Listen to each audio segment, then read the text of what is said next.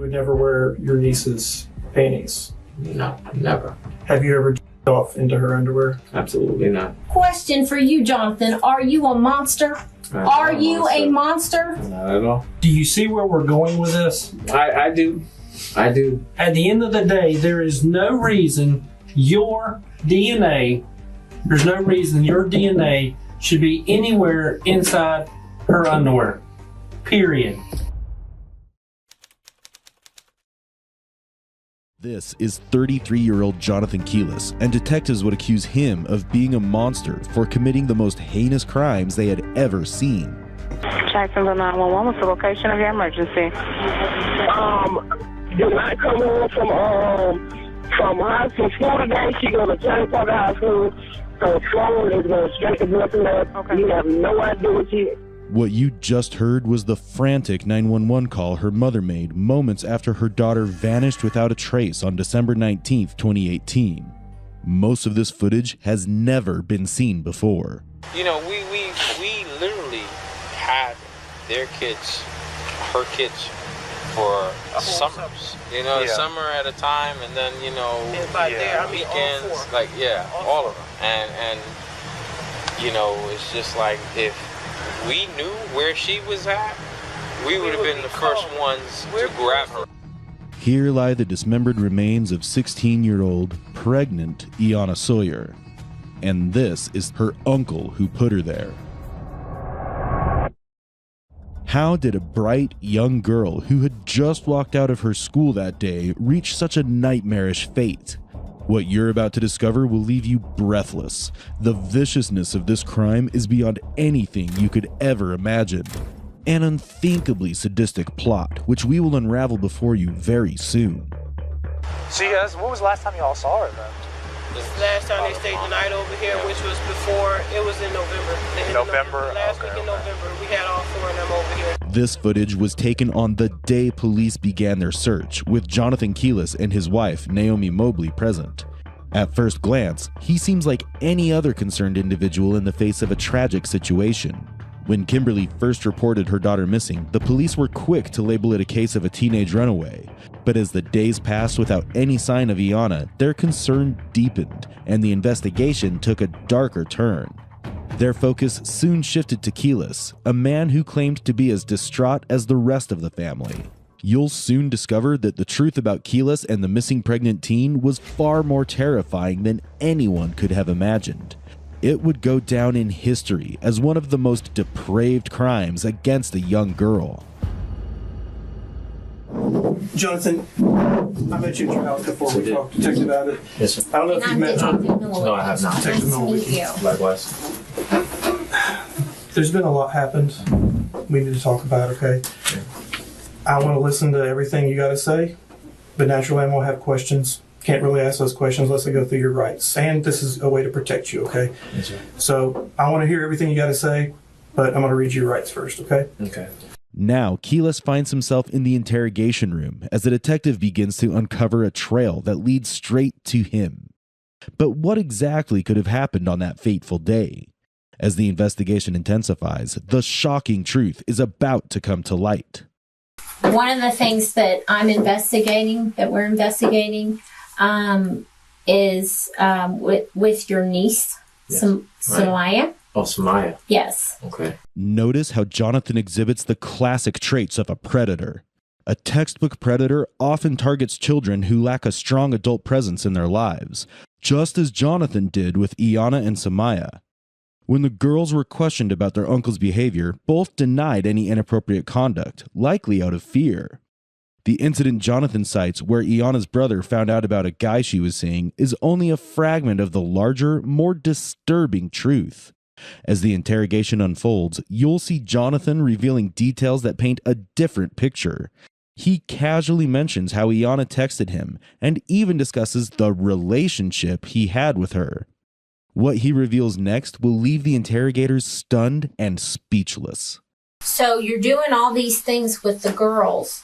No, with all of them. Right, with the kids. All of the kids, But then they're accusing you of messing with the girls? Correct. Yeah, and this is, they came out with that, they started like real heavy with it when Yana went with, you know, that boy across the street and doing all that. That's when it started like really thick. And then give me an example of things they think were inappropriate. Well, I would just say what they were saying, and again, this is not something that they came directly to talk to me about, because had they did, I would have whipped out my phone and say, hey, look, Kim, wait, no, this is what we talk about every day. And the majority of it. So you talk to them on the phone? Yeah, I talk to them. You talk to them, what do you... So what, did you use Facebook? No. Instagram, Yana Snapchat. Yana showed me about Snapchat. Okay. I didn't know nothing about Snapchat. I didn't even know what the hell. I know. That's their language. So, you know, that's what she showed me how to do. And then something about score streaks. So you send pictures in the morning and then in the afternoon or whatever, as much pictures as you can send. Like selfies or whatever, or even the sky, whatever. You know, you get like a certain score streaks or whatever. I still don't understand that too well. But that's what we normally communicated through. And the reason why is because, you know, it kind of sounds like incriminating now, but it's because the message is delete. And there's a lot of things that they come tell me about their moms, and that, you know, about just their everyday struggles being in home, because they never wanted to be home. And that was just something that they didn't want their mom, because it's happened before, and I'm pretty sure that's how it happened with the guy across the street, that she went through her text messages and saw all this here stuff that they were talking about. And also prior to that, she had was talking to one of her friends about their living situation, and her mom just went smack the hell off on her, you know. Which one? Who did she go off on? Yana. Ayana was Ayana. Ayana, yes. Ayana was in her mom at one point in time had a real tight relationship. Right. And then where that changed, I cannot put my finger on it, but it changed. And she got this sense that, you know, mom doesn't care about us. And that's both the girls that used to, you know, do that. Is mainly she doesn't care about us. All she cares about, you know, Mr. Darius and you know. Is that her boyfriend? That's her boyfriend, yeah. Mr. Darius and whatever they say about or whatnot. Yeah. So the ants are accusing you of this kind of stuff, and you're telling me that Ayana and Samaya, correct, both said no. Correct. That's right. They said nope. That never happened. That he's never been inappropriate with me or anything like that. This troubling detail is a glaring red flag. Why is a 33-year-old man engaging with a 16-year-old on Snapchat where messages get deleted after a certain time frame? And why is this their sole means of communication? What kinds of pictures and messages are they exchanging in secret? In the next clip, the detective drops a bombshell that will make Jonathan's blood run cold. They've uncovered the horrifying secret he's been desperately trying to hide. Okay, and then, so let me tell you how I got involved with this case, because if that were the case, I wouldn't be involved. Absolutely. Right, because that sounds like a non-starter. Right? Correct. So I get involved with the case when they're doing a missing persons report, right, for Ayana, is it? Ayana. And so while doing that, they were looking on her computer. Correct. And so they're finding stuff on the computer that she's authoring. That's implying a sexual relationship with you.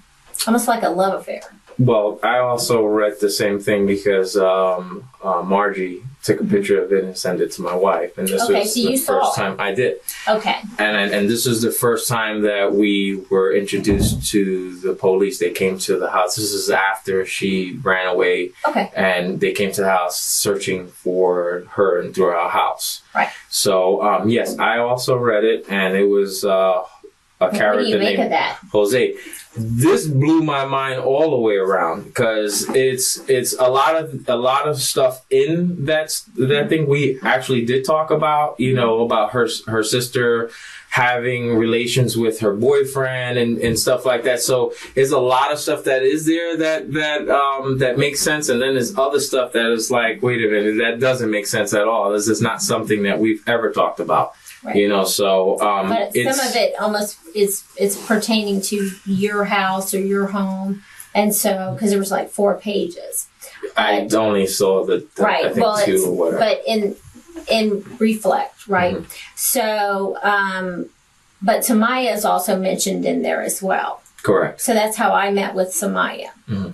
So, what do you think Samaya would tell me if I asked her about those 4 pages? Well, for what I was made aware, Samaya was agreeing that the Jose character mm-hmm. was me. Correct. And she's mentioned that was me, and like I explained to my wife, mm-hmm. and I also got a text message from, I'm thinking it was Samaya, but my niece doesn't talk like that, through the text message. Mm-hmm.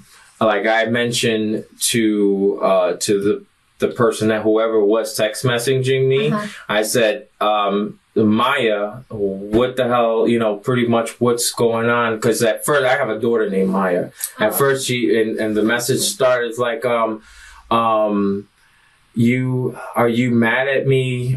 This is something Adobe phone. I don't know. I don't know what the hell that meant. It's like an Adobe phone. I still got a text message in my phone. And it mentioned,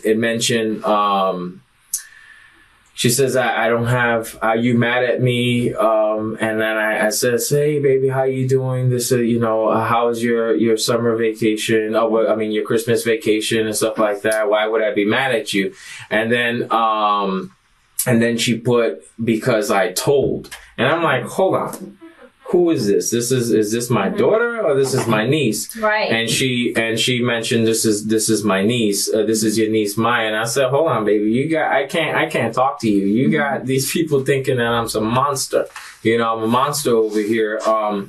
I hope I told them, because this is what I also told the police. I told the police that they most likely forced her to say whatever they wanting her to say, because who's forcing her? Her mom. I have my nephew and her used to date.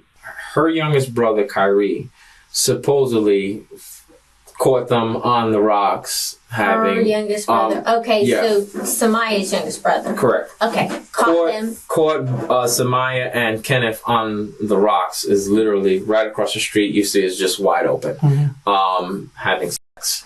Oh wow. Yes. Okay, and when was this? This was I want to say. You can't quote me on it. I'll say maybe a few months ago. It wasn't. Okay. It's just fairly 2018. fresh. 18. Fairly fresh. And later part of the year. Correct. Okay. So, everything boiled over. I called Kenneth. I says, "Hey, Kenneth, mm-hmm. My sister-in-law is like screaming at my wife right now about you two having any relations on the rocks." Right. And he says, "No, that never happened. What are you talking about?" Then I hear my wife. I told my wife. I says, he's denying it, and my wife was like, Samaya just admitted to it. Now, comes to find out, I just spoke to my grandmother today, or if not yesterday. Mm-hmm. She told me the story, and also my aunt also said the same thing too. And that's just kind of scary. Mm-hmm. She said Samaya came one day to school, and because he doesn't go to the same school, but he transfers buses there at the same school. Sometimes they meet at a bus place and go to another school. She met up with him. Her mm-hmm. face was super swollen, like as she got beat up, mm-hmm. and she gave him a letter. Uh-huh. And the letter pretty much was, I'm sorry, my mom forced me to, admit that I had with you. I know it never happened. And yeah. She said it didn't happen. It never happened. And this is like, it was like, okay, mind blowing, you know. Right. And also there was another time that Samaya told me this about her cousin, which was Elijah. Elijah.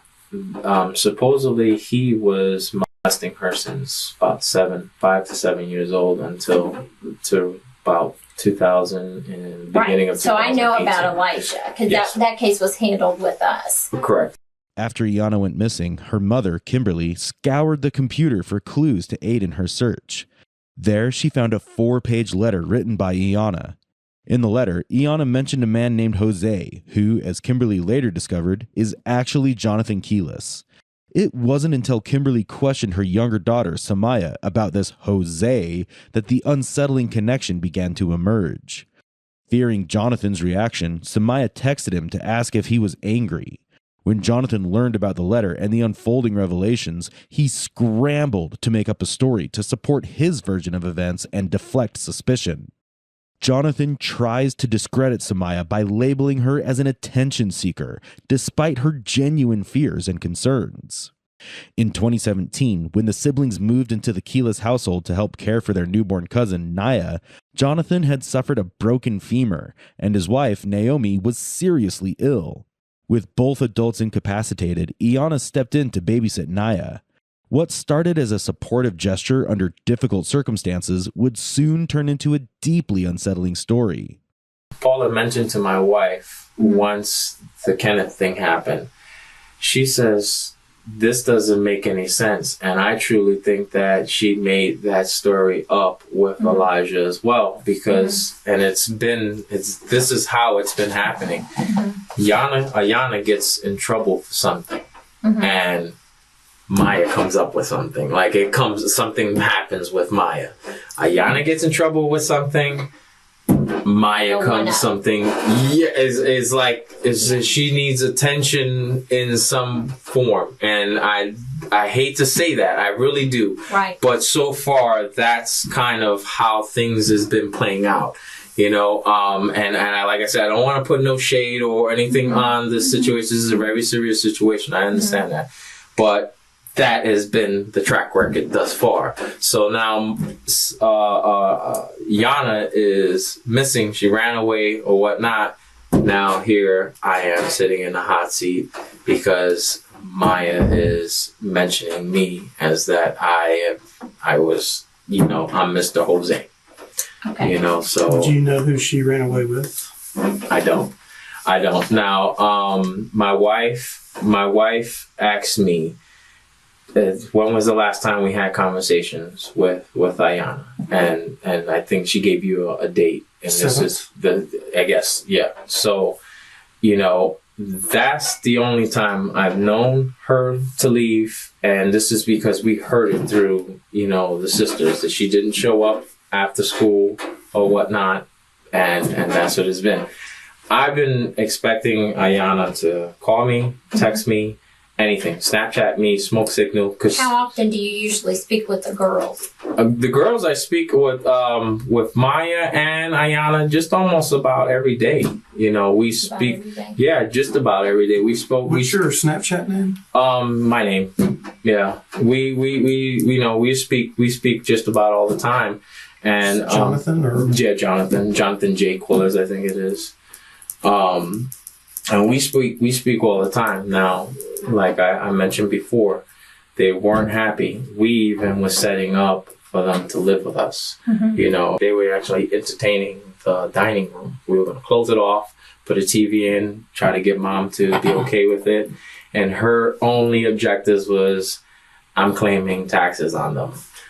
Type of deal. So it's been a pattern that just keeps on going with Kim. I'm not saying that she's a bad mother. She's very young. You know what I'm saying? I'm just saying that these girls need attention, and the attention wasn't there. So we were just trying to pull them into our life, to kind of keep them with us and have them, You know why Samaya would tell me that you had had sex with her?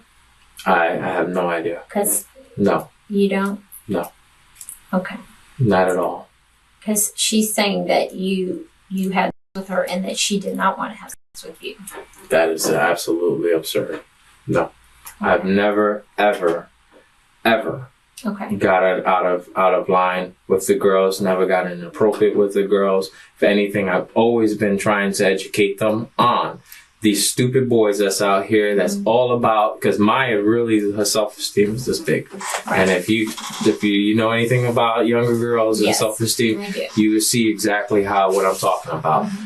Every time I tell her how pretty, how beautiful she is, I let her know that, listen, you keep your head strong. And the same thing when she came out about Elijah situation, because she told me, you know what I'm saying? It's, the guy that's supposedly having inappropriate, contact with her, she was the one that confided to me, you know what I'm saying? And I coached her to expressing this to mom, telling them about it and stuff like that. And, I only have ever just been, you need to keep your head up. You're straight A student. You're gorgeous. You don't need to settle for, nonsense. Mm-hmm. And that's all it's been. I've never, ever, ever got out of line with this girl. Ever. With Naomi ill and preoccupied, Jonathan found himself unchecked and free to indulge in his horrendous acts.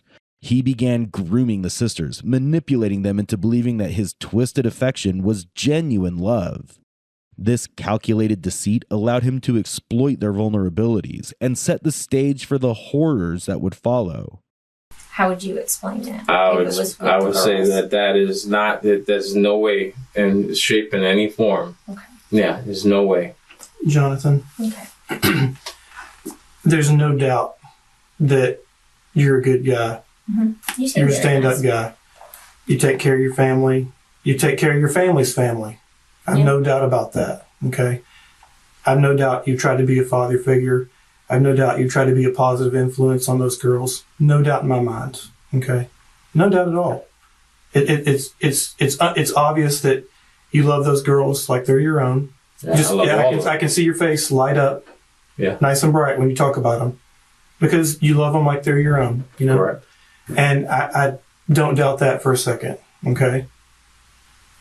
But I also know there's a reason why your DNA came back to Samaya's kit. Okay. The kit, they sent the clothes, her kit, and everything off. Or Ayana. I'm sorry. I get the two mixed up all the time. Yeah, he's talking about Yana. So with the case across the street, there was a kit done. Correct. And she was wearing specific clothes to include underwear. Mm-hmm. Yeah, she told me that was one of her biggest pet peeves, that they took underwear from her. Okay. So that's what he's talking about. That's what I was referring to. That wasn't my DNA. That I didn't. 100%. No way. It's DNA. Yeah. I'm not saying you're a monster. I don't think you're a monster at all. Okay? I think maybe they came on to you and things went a little too far. It happens all the time. Okay? Did you know the age of consent in Florida is 16? Yeah. Were you aware of that? No. Okay. Not at all. It's 16. But what happened. It's done. It's over with. The main focus right now is trying to locate Ayana. Yeah. Okay? I don't know where Ayana is at. I have no idea where to find her. She never told me anything about running away, and I can't. I don't know. I can't give you any information I don't have about her. Period. Did you know that truck number 7 picked up the rollaway garbage on December 20th? From the landfill? I don't know what truck number. What are you talking about as far as? The large container that takes about a week to fill up. Oh, and at your work. At your work. Oh, I don't know what trucks pick them. The detectives are employing a strategic tactic, asserting that they believe Jonathan is a good guy in an attempt to appeal to his psyche and coax a confession. They have also already discovered suspicious items in a garbage truck and connected the dots to Jonathan, which revealed a gruesome reality. Yeah, I hear what you're saying, but that's no way. I'm just saying, no, there's 100%. No. Because either I'm lying or it's 100%, and I'm telling you it's 100%. Yeah. That is something that I would never do in my business, in what I do. And let me tell you why. I have a policy on that. Because when I do what I do, because I'm special assault, that's what I do, right? Mm-hmm. If I go in a room and I say, yeah, I found your DNA, and they know their DNA couldn't be there, see, I'm fishing in the dark, I'm swatting at flies. And there's no sense in doing that because it backfires every time. And when I train other detectives, I tell them, don't you go in there and bullshit about DNA, because it either is or isn't. And if you don't know, then shut your mouth. That's where I'm at. I'm not shutting my mouth. The DNA's there. Now, I don't know how it got there in her underwear, so I'm not going there, but I'm just telling you. There'd be no other reason for her DNA to be there. Right? But that's neither here nor there as to what we're talking about. Because whatever's in her underwear isn't going to bring closure to her family, now is it? So I'm willing to shelf that for now. We'll shelf that one. But understand, say what you want about Kim. She's devastated because the child she birthed from her womb is missing, and her soul is dying, and her children cry, and I can't tell you how much we put up with the crying. It's overwhelming them. They deserve better. They deserve better. Naomi deserves better. Your family deserves better. You were raised to be a quality person. And that I am. And they deserve to know the truth. Yeah. I'm laying it all out for you. I'm laying it all out for you guys. I mean, you say you got DNA on me. I mean, I'm not trying to insult you. Listen, that has nothing to do. Anything like that. Has nothing to do implying about a dumpster or whatnot at the job, as if I had something to do with Ayana's disappearance. And this is what you guys are pushing towards me. You know, but you're not saying it. I mean, you're kind of beating around the bush with it. Just tell me what you guys are implying. You're implying that I had something to do with Ayana's disappearance. And then, and possibly being a dumpster? Is that where this is going right now? We believe you're responsible for her disappearance, yes. Okay. And listen, there's a lot of things that can overwhelm people. You get backed in a corner, you get overwhelmed. You're hitting me at every angle. Your wife's on bed rest. Is she on bed rest? Correct. That is a very, very tense time. It's not the first time. Yeah, but it's a tense time, right? It's not a relaxing day at the house every day, because it's stressful for her every day. You know, because you want to do stuff and you can't. My wife and I we have no issues whatsoever. Mm-hmm. My wife and I have no problems. I mean, in the first year of our marriage, it's been hectic, but other than that, we've been two peas in a pie. So you can't bring my wife into any of this thing. That maybe this is the reason why I can possibly be the reason why Ayana is disappearing, as you just say. Mm-hmm. You know, truthfully. How many months is your wife pregnant? My wife is about to give birth. Right. Yeah. And how far along was Ayana? I don't know. The last 5 going on 6. The last we checked, 5 months or something like that. That's stressful. Yeah. I mean, for whom though? It's stressful. That would be stressful. Yeah. For both of them at the same time. I wouldn't know anything about Ayana being stressed about any baby, because when she finally let anybody know about her being pregnant, she was over 5 months already. Mm-hmm. Yeah, I didn't know. That was just as shocked as her mother. And you read the diary? I'm sorry? You read the diary. I just read only the pages that was given to my wife. How would you surmise that diary? As a girl that had a vivid imagination. Who was in love. Yeah, and you know what? Yana's track record with boys is not. Yeah. You know, it's pretty intensive. with her falling in love with people. And the thing about the diary, it was written over from 2017 through 2018, and the same love was the same love the whole time. And it wasn't the kid across the street. Yeah. Mm. The last I checked was, she's pretty, you're handsome. Let's just not even beat around the bush. And she's very clear. She's very clear. It's the same guy. And this is a diary that she goes back to over periods of time. Still talking about the same guy. So for a fantasy, it's a fantasy she's been repeating for over a year. And guess who's the topic of her fantasy? Jose, you. No. Yeah. I'm sorry. 100%. No.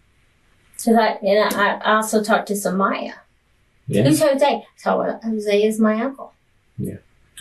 Like I said, it's not. I won't be surprised if they forced her to say that. No, she didn't force when I was talking to her. Yeah, I'm pretty sure. No, I made everybody leave. Like, we had a conversation. Yeah. That doesn't. She doesn't. Samaya is a quiet person. But this is crazy, dude. I'm like, is not. This but is like, wow. She is not as quiet as she is. She's a very dominant person, which is unusual. She has like a quiet power. Mm-hmm. And I don't think you can get somebody to do crap if you don't want her to. In a startling revelation, it's disclosed that Iyanna was 5 months pregnant when she disappeared. Her letter, dating from 2017 to 2018, spoke of being madly in love with Jose. Given the context and the true identity of Jose, it becomes chillingly clear who the father of her child is. I think that whole lie, pleaser attitude, that's her manipulating. It's been proven that she's easily manipulated by her mother. Yeah, she didn't strike me as manipulated. And I know she told her, one thing I know is that she told her mom one story, but when I had her, we had another understanding. Cut the crap. And then she laid some stuff out with me that would just embarrass the hell out of her. Like stuff you don't want to say about yourself that she admitted to me that we're not complimenting to her. Right? But her mom wasn't in the room, so I let her do that. I gave her respect. But she said things that weren't nice about herself. And that's when you know someone's being genuine. Because they cut the shit and they just say it like it is. Right? Because it is what it is. Sometimes you just got to put it on the table. It's like ripping a Band-Aid off or jumping in a cold pool. You just got to go for it or you'll be tiptoeing all day long. And we can tiptoe, Jonathan, all day long. It's nothing to tiptoe about. I don't want to tiptoe. And I'm telling you right now, she said things that we're not complimenting. I understand that. And she was very descriptive and very clear. And we discussed the diary, and she was clear about the diary. And she said, Iyanna's a jealous girl. She is jealous. Who was she jealous of? And she was real clear. She was jealous of you. I mean, one word from you, one Snapchat from you, and she's in a tailspin. And that's, you know what? As a female, I can tell you, that's what first loves do. They're your most deep love of all. I can tell you about my first love many, many, many, many years ago. Now, it wasn't the love of my life. It was my first love, the most intense. That's when you're like crazy. Crazy love. You do anything for them. If they say hop in the car, you hop in the car. If they want to take you for a ride, you just go. If you want to just quit school and go live in New York, well, you'll just go do it. Because you're crazy in love. And you're not even thinking rational. It's like watching someone play house. Really. Now, I say that as an older woman. But I got to tell you, when I was her age, it would have made perfect sense. You fall in love and you think, we're going to go get a house and set up shop. And I'm not even thinking about how we're going to make a living. Or that I'm underage, or that I don't have my education. That's how crazy love is. When you're crazy in love. You're very gullible. Okay? And she's gullible. She was gullible. And she was madly in love. For over a year. Over a year. I'm sorry. And then I have DNA. Jonathan never expected his brother Joseph to turn him in. But unlike Jonathan, Joseph had a moral compass and couldn't bear the weight of the hidden truth. He called the police, exposing Jonathan's devious scheme. When Iana revealed her pregnancy, Jonathan saw his carefully crafted lies collapsing and devised a deadly plan. Pretending to run away together, he lured her to his workplace, where his true intentions emerged. After a failed attempt to choke her, he coldly shot her in the chest. Jonathan might have gotten away with his crime if it weren't for a single mistake: confessing to his brother. We know. It's over. This is done. This is totally over. No way this could happen. This happens every day. Yeah. You can sit there and sit there and go over this 1,000 times and keep saying no. But we know the DNA doesn't lie. We know this happens. Okay. Your brother had too many details, and maybe you did walk through on the video chat or whatever. He knew things about the inside of that junkyard that he wouldn't know. He knew things about that bridge that's between your home and your work, where you told him you threw her phone off in the river. No way. And you're going to sit there and still say no. We have a dive team looking. Your boss is helping. Yeah. We've got dogs in that yard. They found a car. It's the little things, when we went out there, they found a car with blood in it. No way. Listen. There's no way, man. I'm telling you. You guys, Jonathan, there's no way. Jonathan. This is your time to get it right. The devil is in the details. But let me tell you this, even. Just the little things throughout. Like, your name didn't come out of a hat. We're not picking on you. When they questioned you, and they were talking to you at your home. What time? Homicide. Okay. You mentioned to them that she had 38 pair of underwear. No, my wife mentioned that. Huh? She said she took her prized possession, all her Victoria's Secret underwear, and you said 38 pair. Yeah, no. Well, I was giving. I don't know exact pairs of underwear with her, but I was just saying. That's what I'm saying. Really, that's what she held like to her highest standard was her underwear. Everybody, she does. I'm sorry, that's BS. We asked her, and she didn't even know why we were asking. She's like, she's got those underwear, but I don't know how many she has. I asked Samaya off the cuff, do you have any underwear, sister? She started laughing, and she said, well, no. Like, why would I know? But you threw out a number, and it's so funny, because sometimes when people are hiding something, because they're desperate, they will hide it. But their body always tattletales on them. They give off things that they didn't mean to give off. And I can see her sharing with you. To hide. I can see her sharing with you. My wife little bags that packed. set the numbers of underwears that she has. Because my wife knows. Someone picked her up from school, and someone took her to where you work. I'm sorry. Don't be sorry. I'm sorry that you guys are thinking that this is the situation now, because I spoke to my brother, and I know what he was telling you guys and all that. Detail. Yeah, and I'm like, I keep on saying I'm sorry. From you. He did not get his details from me. No, he did not. No, I talked to him today. Good. I'm glad you did. My brother, I mean, if that's what you're gonna got, if you guys got to go off of, I mean, we are confirming everything he told us. Okay. Then I don't know. But this is your chance. This is your chance, man. Come on. Seriously. This is your chance to do the right thing. Was so in love with you. No. So in love with you. Not with me. She was. And she definitely had a pair of underwear on with your guy swimming in it. No. Yes. That's 100% science. That's science you can't argue with. No. And that's from a long time ago. So this isn't even something that was recent. And I can see her being 5 months pregnant when your wife, who is a very dominant person, because you said yourself she's a blunt, pull no punches woman. Sure. And I got to tell you as a woman, if I'm on bed rest with your baby, I don't want to find out that my niece is also with your baby. And when we have little play dates, and when we have seriously. I'm being very serious. You're correct on that. Yeah. Okay, so we'll agree on that. That's a non-starter. And when you say, well, I don't have any pressure, listen, you did. I did not. I don't have Twin any birthdays. pressure at all. Listen, not even birthdays. Just the same thing. How do you even have Christmas? How do you have any holidays? Because the little baby Ayana would have had was looking a lot like the one you just had. Right? And that's evident from her diary, her 4-page diary, where she goes into great detail about how much she's in love with you. And on top of all of that, we have the DNA. Then we don't even know your brother. He found us.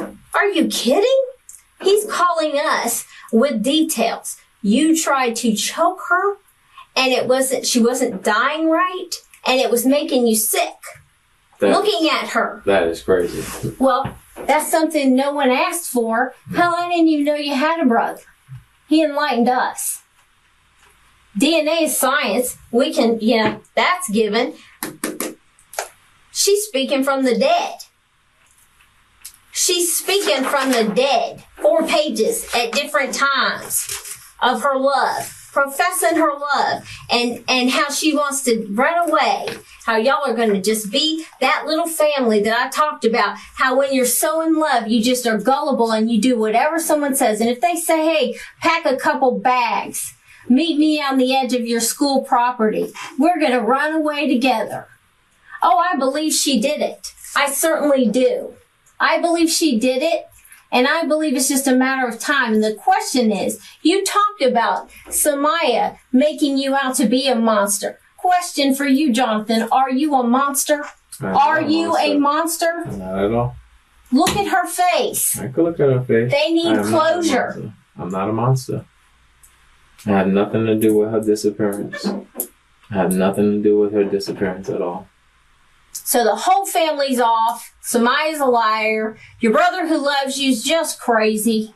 Right? Everyone's just circling Jonathan. The last I spoke with my brother, he was all bent out of shape, and he was just like, yeah, I can't believe, I'm disappointed in you and all that there stuff. And I'm like, hold on, bro. You got this all twisted. I didn't do nothing. I have no idea what the hell happened with this young lady, any of that. So then how did he have all those details? I don't know how he had all those details. I'm sorry. I don't know how he had any of those details. You told him. No. You know you did. I did not. Even after learning that his brother has confessed everything to the police, Jonathan stubbornly refuses to utter a word. In a foolish display, he continues to act confident, thinking he can outwit detectives and the truth and get what he wants. This is my partner, Detective Guthrie. We're almost done. All right, just bear with me. I just want to run through this timeline one more time, just so I can make sure I've got all my facts straight. Okay, because I talked to you, I took some notes, but I don't want to inaccurately document this. Okay, we've looked up everything. Yeah. Okay, we've done our research. It's when I say we turned over every stone, we have turned over every stone. And we wouldn't call you in here, and we wouldn't talk to you, and we wouldn't give you the benefit of the doubt to tell us the truth if we hadn't turned over every stone. We're not fucking around. We're not lying to you. This isn't TV. We don't make shit up. Okay? Tell us. Tell us. I don't have anything to tell you guys.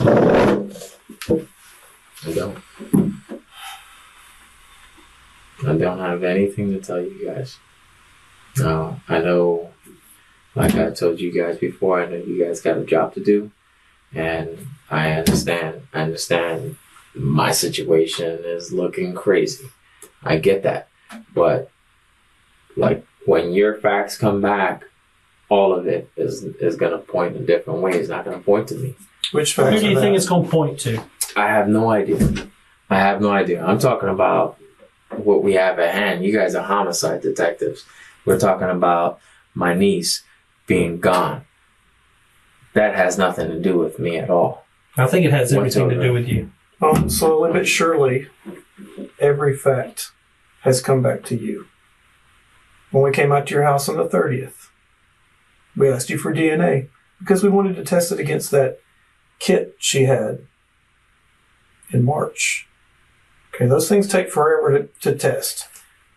We put a rush on it. Okay? We tested it against yours. And the dude across the street. Came back to both of you. His and yours. There's no way, man. I'm telling you. There's no way.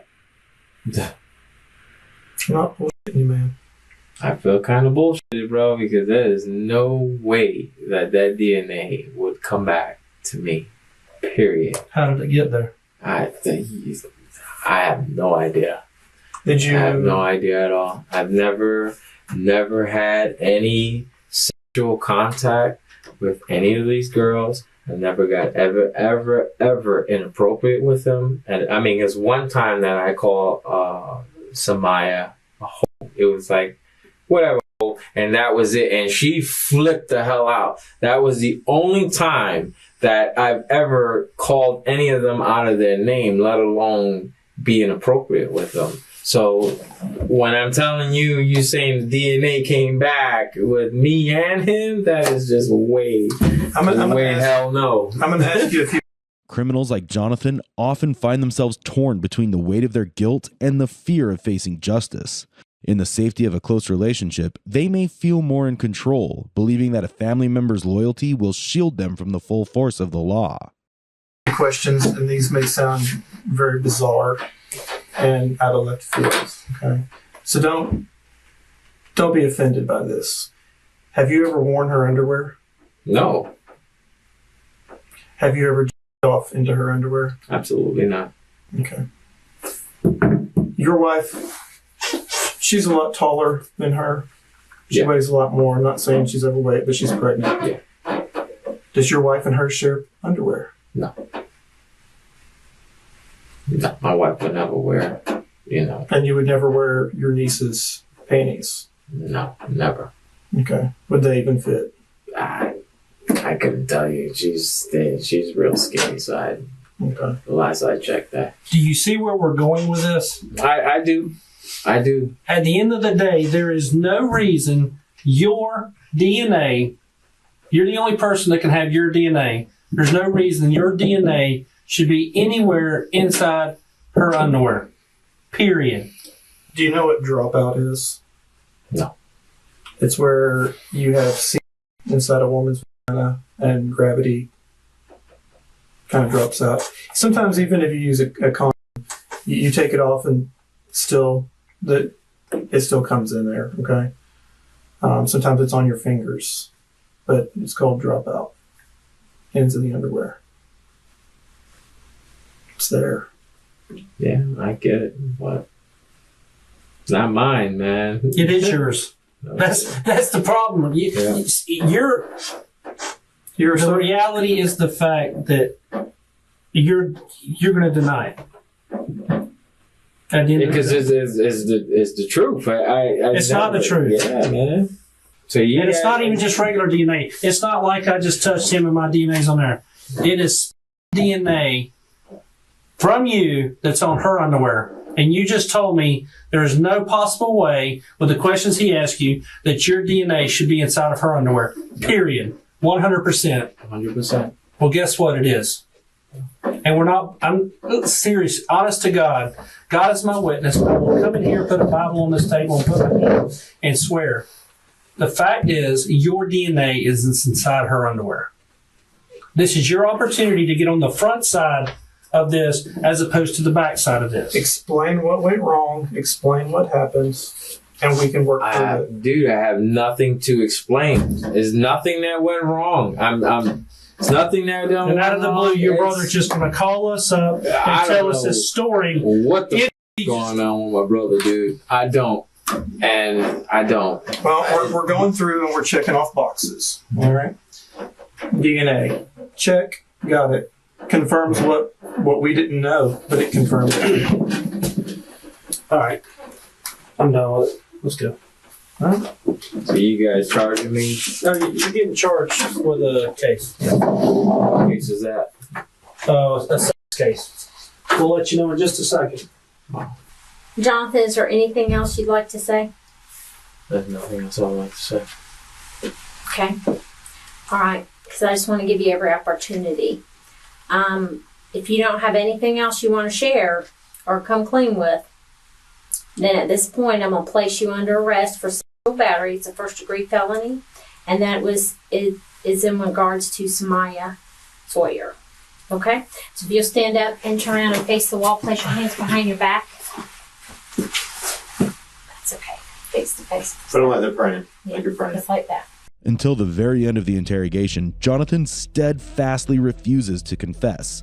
But let's revisit how Jonathan planned to dispose of the body. Reports suggest he might have dismembered Iana's remains, chopping her into pieces and dumping them in a landfill. The police couldn't find Iana's body, only discovering a bag containing some of her belongings, including her Victoria's Secret underwear and what was believed to be her DNA. In a further disturbing development, the 9mm handgun used in the crime was later found in Jonathan's truck.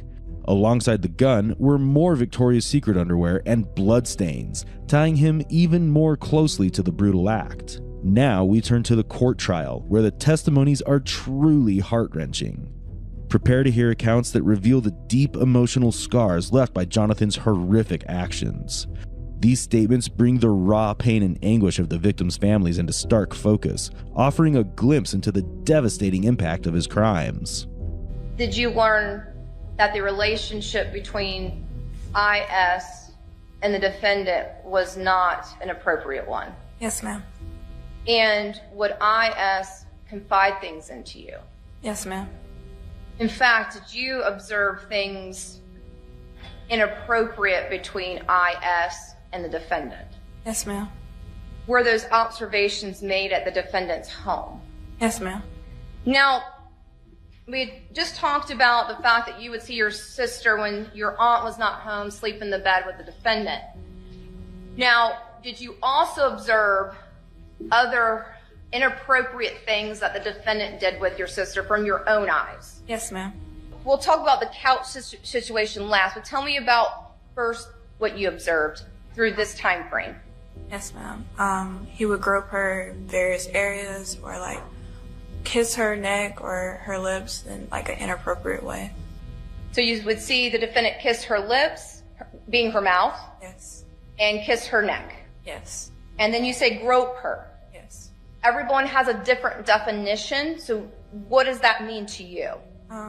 To touch inappropriately or in a sexual manner. And when you say touch, would that be on IS? Correct. Would that be the defendant touching IS? Yes, ma'am. And where would he touch IS? We know obviously the mouth. Yeah. You've told me about the mouth. You've told me about the neck. Her butt, her waist, her chest. Now, was there a time frame that you saw anything else inappropriate between your sister and the defendant? Yes. Can you please tell us what happened? Yes. I was on one end of the couch, sleep, and IS and the defendant were on another, having a sexual encounter, and I could hear and feel the couch move. And so just to be clear, was it dark in the room? Yes. Did you ever open your eyes? No. Could you hear sounds? Yes. Could you hear sounds of more than one person? Yes. Could you identify who those individuals were? Yes, ma'am. And who were they? The defendant and IS. Were you aware prior to what happened on this particular day that something inappropriate was happening between IS and the defendant? Yes, ma'am. Did the defendant ever tell you why he liked to talk to you and IS by Snapchat? The messages erased. In fact, did the defendant tell you to not save your messages? Yes, ma'am. And did your sister tell you who was the father of the baby? Yes. Who? The defendant. And what did the defendant do to you while you were on the couch? He was touching me.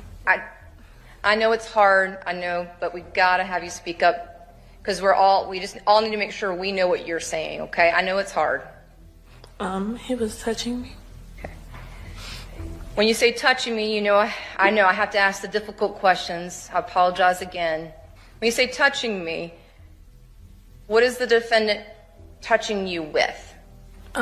His genitals. Did you ever go to your mom and tell her? No. Were you, in fact, the one that got confronted about it? Yes. And was that because your mom had found something? Yes. And based upon that, did your mom then confront you? Yes. Had your mom not found something and had not confronted you, would you have told? No. Were you afraid to tell anything? Yes. So you did not freely tell this information, did you? No, I didn't. Were you also protecting your sister? Yes. And why? I thought she was going with my grandma, and I wanted to keep our friendship. Did you think if you told about this that your sister would be mad at you? Yeah. And did you want to keep her secret from the world?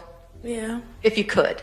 Yeah. You cannot tell us anything that you ever witnessed or suspected outside of those allegations that you questioned your nieces about that would be considered inappropriate behavior between your nieces, ISS, or IS, and Mr. Quilles, correct? In hindsight, as opposed to with all the new information, I can sit back and say, okay, well, that was strange, to cooking my niece a meal every time, especially knowing that she was also pregnant at the same time that I was pregnant. At that time, no, but afterwards, having over 4.5, almost 5 years to sit back and think in hindsight, yes, I will say that that was extremely strange. When I realized, when I walked into, I saw him hugging her, and he wasn't hugging her like you would a buddy, a pal, or a niece or nephew. He was hugging her like you would your spouse, your mate, or someone you was in love with.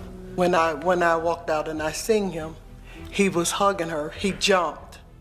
I startled him. The trial began on September 14th, 2023, marking the start of a pivotal chapter in the case. During this period, detectives orchestrated a strategic move by convincing some of the inmates where Jonathan was being held to engage in conversation with him. One of these inmates was wired with a hidden microphone to record their interactions. In a shocking confession, Jonathan admitted to killing Iana, claiming he had no other choice but to end her life. These incriminating statements were later presented as crucial testimonies in court, adding another layer to the trove of evidence against him. On September 21st, the jury reached the verdict after less than 1 hour of deliberation. Jonathan was found guilty on 2 counts of first-degree murder and sexual battery. On October 2nd, 2023, he was sentenced to 3 consecutive life sentences. He will also be designated as a sexual predator. They're both dead. What? Yeah. So now we really need to talk. Okay? How did they die? They were murdered. Tragedy struck on July 18, 2018, when 52-year-old Cynthia Stack and her 22-year-old son Sean were found shot to death in their Orlando, Florida apartment. He said he shot the lady and the kid. And the kid, okay. He told me if I say anything that he'll kill me too. And this is after you knew he shot him. Yes. The suspect being interrogated here, Amelia Bassoon, pins the blame on her husband, Joshua Ramsamy, for the murders, unaware that Joshua is just as quick to shift the blame back onto her. She gave him $10,000 to what? I have no idea. And from my understanding... What do you think she gave him $10,000 for? To kill him. The detectives were shocked to uncover the twisted secret of this killer duo. But can the detectives untangle the sinister duo's web of lies and extract a confession? Or will the couple's manipulative blame game allow them to slip through the cracks of justice? Especially with an unexpected twist just around the corner. So I did meet up with Josh, and he did give me $1,000. Okay. And I never spoke back to him. Amelia, a banker at Chase, defrauded her elderly client, Jerry Stack, Cynthia Stack's father, by drafting 2 $25,000 checks from his account, payable to her underage son. Joshua then deposited the $50,000 into 2 accounts at Bank of America. Cynthia Stack began looking into the suspicious activity in her father's account, but days later, in a tragic turn of events, she and her son were found dead in her apartment. The couple is quickly interrogated, with detectives questioning the wife in one room and her husband in another. Again, make sure I understand you right. You don't know anybody in Gerald's family? No. Okay. Are we going to see any phone records of you contacting anybody in Gerald's family? No, not that I know of. Is it? Well, yeah. Let's see. Is it possible? Because if it is, it's we Yeah. need to talk about it. I mean, unless I'm not- Amelia used my phone, then no. So if it was Amelia, use your phone. Yeah. Why would she have to use your phone to contact them? I have no idea. Which I know she had my phone for a little bit on Saturday. I mean, sometimes. I mean, I'll leave my phone inside the house while I do yard work or work on my car. But if she had access to her phone? Yes. So I guess I'm trying to. Now, again, is this something where we want to say that, do we want to. Josh, listen. Mm-hmm. We're here for something very, very serious, okay? Okay. And you have to understand something, okay? Mm-hmm. Your answers just aren't making any sense, all right? We've been doing this for a little bit. We know. We've been doing this for a while, okay? Okay. You seem like a very good guy. The little bit I'm talking to you, you're respectful and you're nice. And you got to understand, sometimes we have more answers than you know. Yeah. All right? We've asked you questions to see where you're at. Mm. Okay. If there's anything that you think we need to know, I mean, now's the time to tell us, okay? There's probably a little bit more to this story. The whole thing, $50,000 is a lot of money. Yeah. Okay? And, you have to be wondering why I'm asking about that. See, that's the funny thing. You haven't asked me yet. Like, why am I asking about that, right? There's a lot going on here, okay? And I need to understand from you where you were at, okay, in this whole thing. And you gotta understand that right now, you being honest with us is the best thing in the world, okay? We're your best friends here, okay? Okay. You have to be able to explain your actions and what you did. And if we can't understand that, then it looks really bad, Yeah. okay? Let's walk through this a little bit, okay? Mhm. What are we missing? Nothing that I know of. I mean, told you guys where I was, what I was doing. I mean, you could check our phone records too. We've been fighting for a long Can you, time. well, explain this to me, okay? Mhm. How is it that you wound up at Cynthia's house, Cynthia's apartment over on Jefferson? Because I have eyewitnesses that put you there. That I ended up there? You're very, listen, let's, you have kind of a distinct look. You understand what I'm saying? And you have a distinct car. Well, not a distinct car, I should take that back. But I think it's telling that you said it was maroon, all right? Because that's, an eyewitness describes it as a maroon Nissan Altima with a guy that's your height, hair parted, 2 earrings, everything. You're there, okay? I have no question about that, all right? So what we're trying to understand is why you were there. Why were you at Cynthia's place? And again, I was never at her place. okay. All right. And I don't even know where she, like I said, I don't know anything about Gerald's family. Nothing. And you were never at his house either? No. Joshua flatly denies being at Cynthia's apartment, unaware that detectives are already onto his lie. What he reveals next, however, is a twist no one saw coming. You know we were there when you went there with the notary. We have that document. Yeah, well, I never physically met him. Okay, you were in his house. You understand what I'm saying? Mm-hmm. Okay. But Cynthia, I was never at her house. Listen to me. You have to understand something, okay? I'm sure you're probably scared right now, all right? Because you're not somebody that gets in trouble. Yeah. Right? Okay? You have to understand, like I said, there's 2 sides to every story. All right? The eyewitness has no reason to lie. Correct. Okay? And there's no point in that, okay?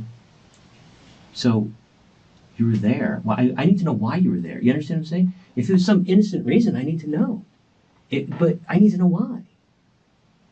So, why did you go there? Did you go there to tell them that you were going to pay him back? No, okay. Can we clear this whole thing out? What's up? Okay. So, Amelia was freaking out. Mm-hmm.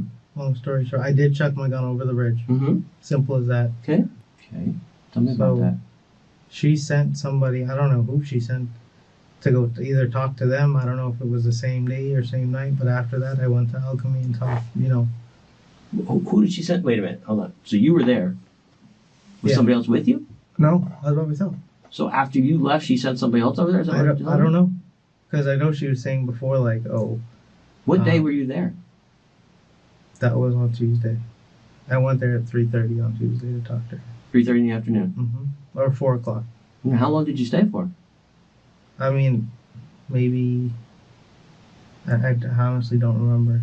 It was quite a period of time. Yeah. Why were you there so long? Just to talk to her, just to see how. Did you go inside? Yeah, I actually sat down and talked to her. Mm-hmm. And who's her?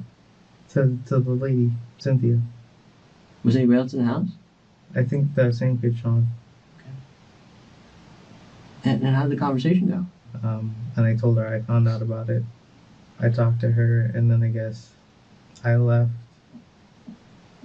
maybe, I don't know, right before I went to 11 something, right before I went to Alchemy. Mm-hmm. And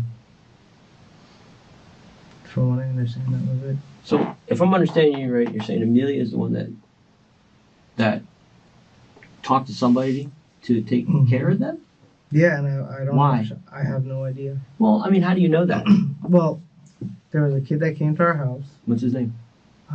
Jay something. I don't know his phone. I've seen him once at my house, and that was it. And that was for Amelia's birthday party. Okay. And she told me, how she's gonna talk to him to talk to her, to stay away from her. And I was like, it's not making sense, Like, what's going on, or whatever. And then I went there, talked to the lady, talked to her son, How do you find this guy? Who? Find who? This person that she talked to. Oh, how do you find him? I can give you, I think I have his phone number. Okay. It's some guy that, I know his name is Jay Prasad or something like that. Okay. And because explain this to me. How does this go? Okay, so I'm trying to understand this. So Amelia's so scared about this and worried about this, and you explain to me. So who kept on calling her and wouldn't leave her alone? I think it was the same Cynthia lady. I didn't ask any questions. She said, somebody keeps calling me. She said one of Gerald's families. I said, okay, that's fine. Maybe it's Gerald's son, because Gerald's son stole money from her. I heard about that, yeah. And I was like, okay, fine. But then I think then some kid came to our house like 11 o'clock at night. And I was like, what's going on? And I know she gave him some money or something like that. And then he texted me about money. And I'm like, what are you talking about? She gave him $10,000 to what? I have no idea. And from my understanding... What do you think she gave him $10,000 for? To kill him or something. I don't know. In a desperate attempt to save himself, Joshua shifts all blame to his wife, claiming she hired someone to commit the murders, hoping this might reduce his role as an accessory. But he doesn't realize that detectives have already heard the truth from the alleged hitman, Jay Prasad. She calls me on Snapchat, and she's like, I told you last night I needed you to find a guy to scare the woman. So I'm like, wait.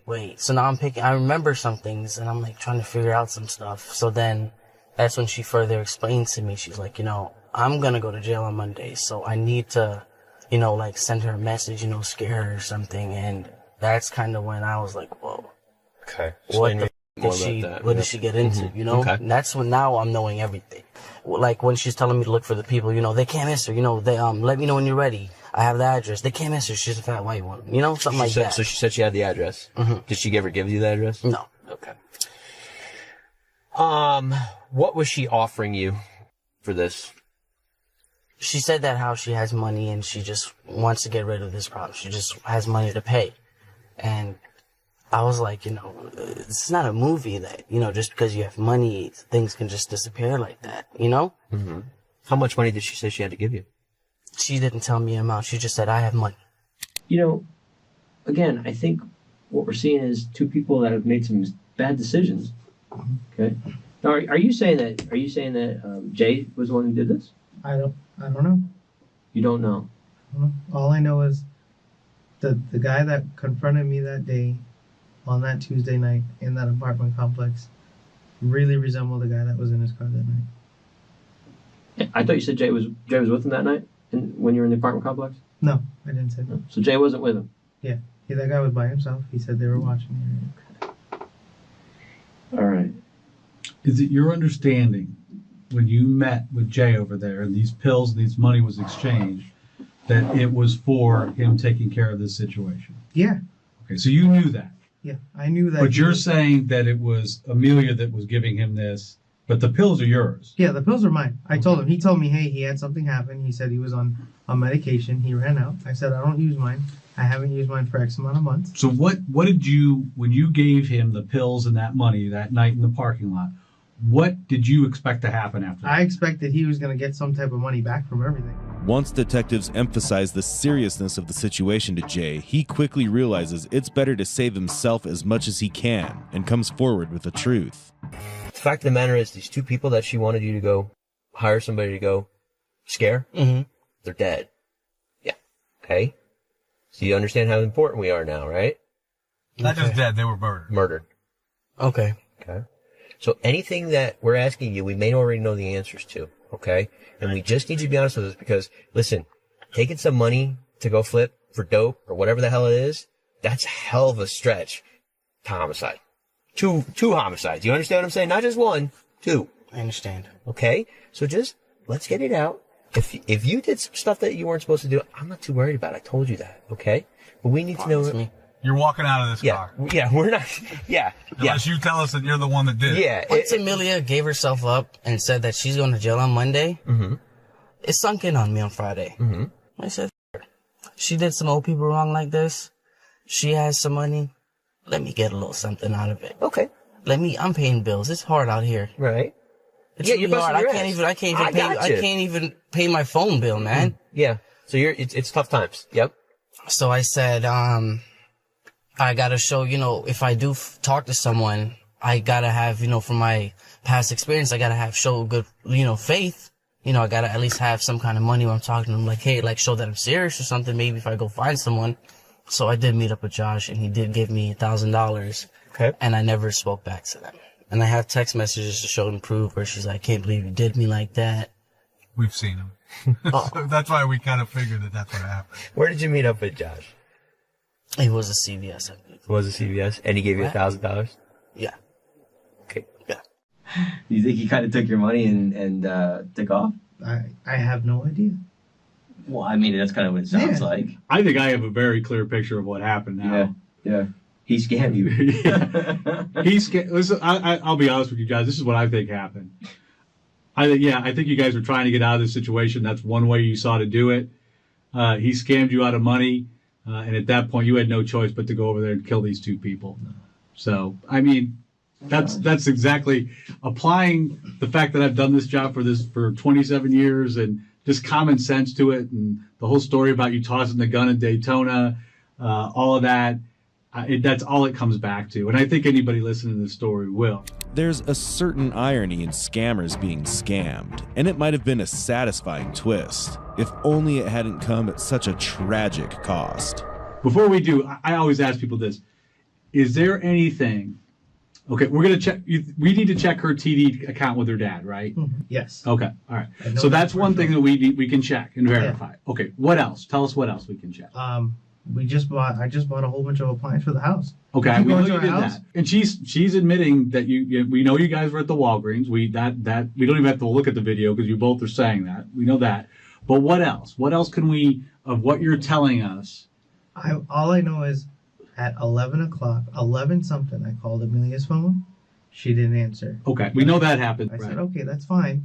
I said, all right. I turned my phone off. I'm like, all right, I'll just keep to myself. So.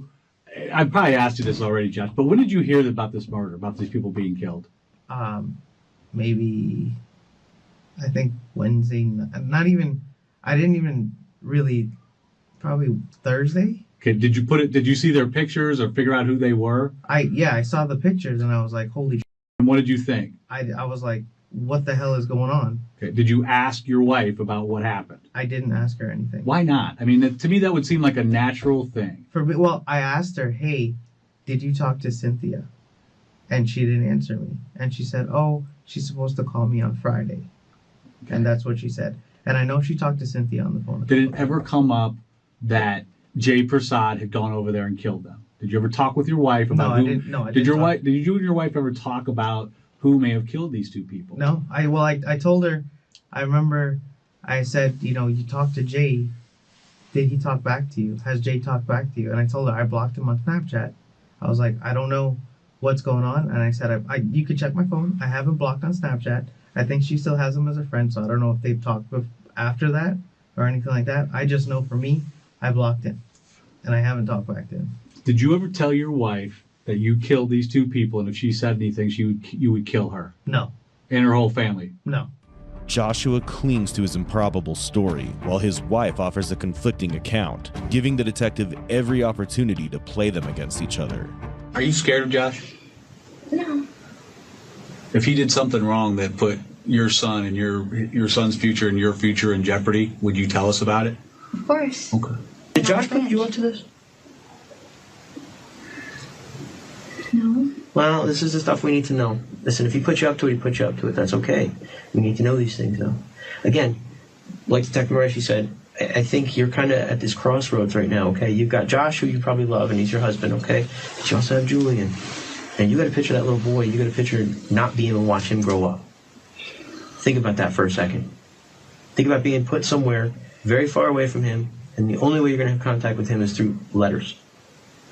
You're going to get pictures in jail, in prison, of your little boy growing up. That's your future. He's going to grow up with his grandparents, maybe? Who knows? Maybe Matthew's grandparents, maybe Matthew's parents, maybe somebody else will try and take him away from them. I'm not saying that's what's going to happen. Nobody, we're not saying we're going to take your kids away from you, okay? Now's the time, all right? So you got to start thinking long and hard who you have loyalty to. If Josh screwed up, he screwed up. That's not on you. But anything you know about that, we need to know about. He messed this up. He did this. He did this. And I don't want to go in there and have him tell me that you told him to go do it. You understand this? This whole thing. I'm talking about everything. We can't do this anymore. Now's the time. Tell us what he did. So you can look at your son and say, I did the right thing in the end. Like Jay, Amelia is made aware of the severity of the situation, and she too decides to come clean to protect herself. They're both dead. What? Yeah. They're dead. So now we really need to talk. Okay? How did they die? They were murdered. Think about the ramifications about being involved in a first-degree murder. Yeah. All right, so let's start from the beginning. Let's start not from the fraud, but when he decided he was going over there, what happened? Well, she called me before, but she started calling me. And then he wanted to know why she was contacting me, what she was calling me about. So I let her know she wanted to know. She went with her dad to the bank and she looked at the transaction history and she wanted to know what the checks were. So I can't tell her much. And then he's over my shoulder listening to my conversations with her. And he's just like, I'll take care of it. Don't worry about it. I'll take care of it. And I was like, let me talk to her, because she told me that you're young, that if you made a mistake, I'll work with you. And I told him that. And he's just like, you're stupid. Like, you're stupid to believe her. And I'm just like, you're stupid for this whole situation. I would have never been in this situation if you didn't make me do what I'm doing. Let me talk to her. Like, let me tell her the truth. Let me tell her that I put these checks in my son's name, and that if she needs you to pay the money back, we'll give her the money. Money is a monetary thing. We can give it back to her. Especially if she's saying that she'll work with me. She understands this. I'm young. She says she's been through the same situation before. He just wasn't having it. He didn't want me to talk to her. He didn't want me to contact her. And who are we talking about, her? The guy's daughter. You know her name? Cindy. She doesn't call her Cindy. And he knew who Cindy was? Only because of the conversations that me and her were having. Okay, go ahead, I'm sorry. So he took her phone number and he called her. And I don't know the severity of their conversation. But the next day he went and he bought a gun. Then that's another reason why we fought as well, because why are you buying? Because he shot himself in the leg recently in December. So I just don't want a gun around me. I don't want it in my house. I don't want it nowhere. I let her know that, Friday, if you want to give me a call back, I'll let you know the severity of the situation and kind of what's going on with the checks. I don't know if it was Tuesday or Wednesday. He called out of work. And he said that I'm going to take care of things. Amelia's version led detectives to understand the complexity of the case better. The confession that came next from her was nothing short of shocking.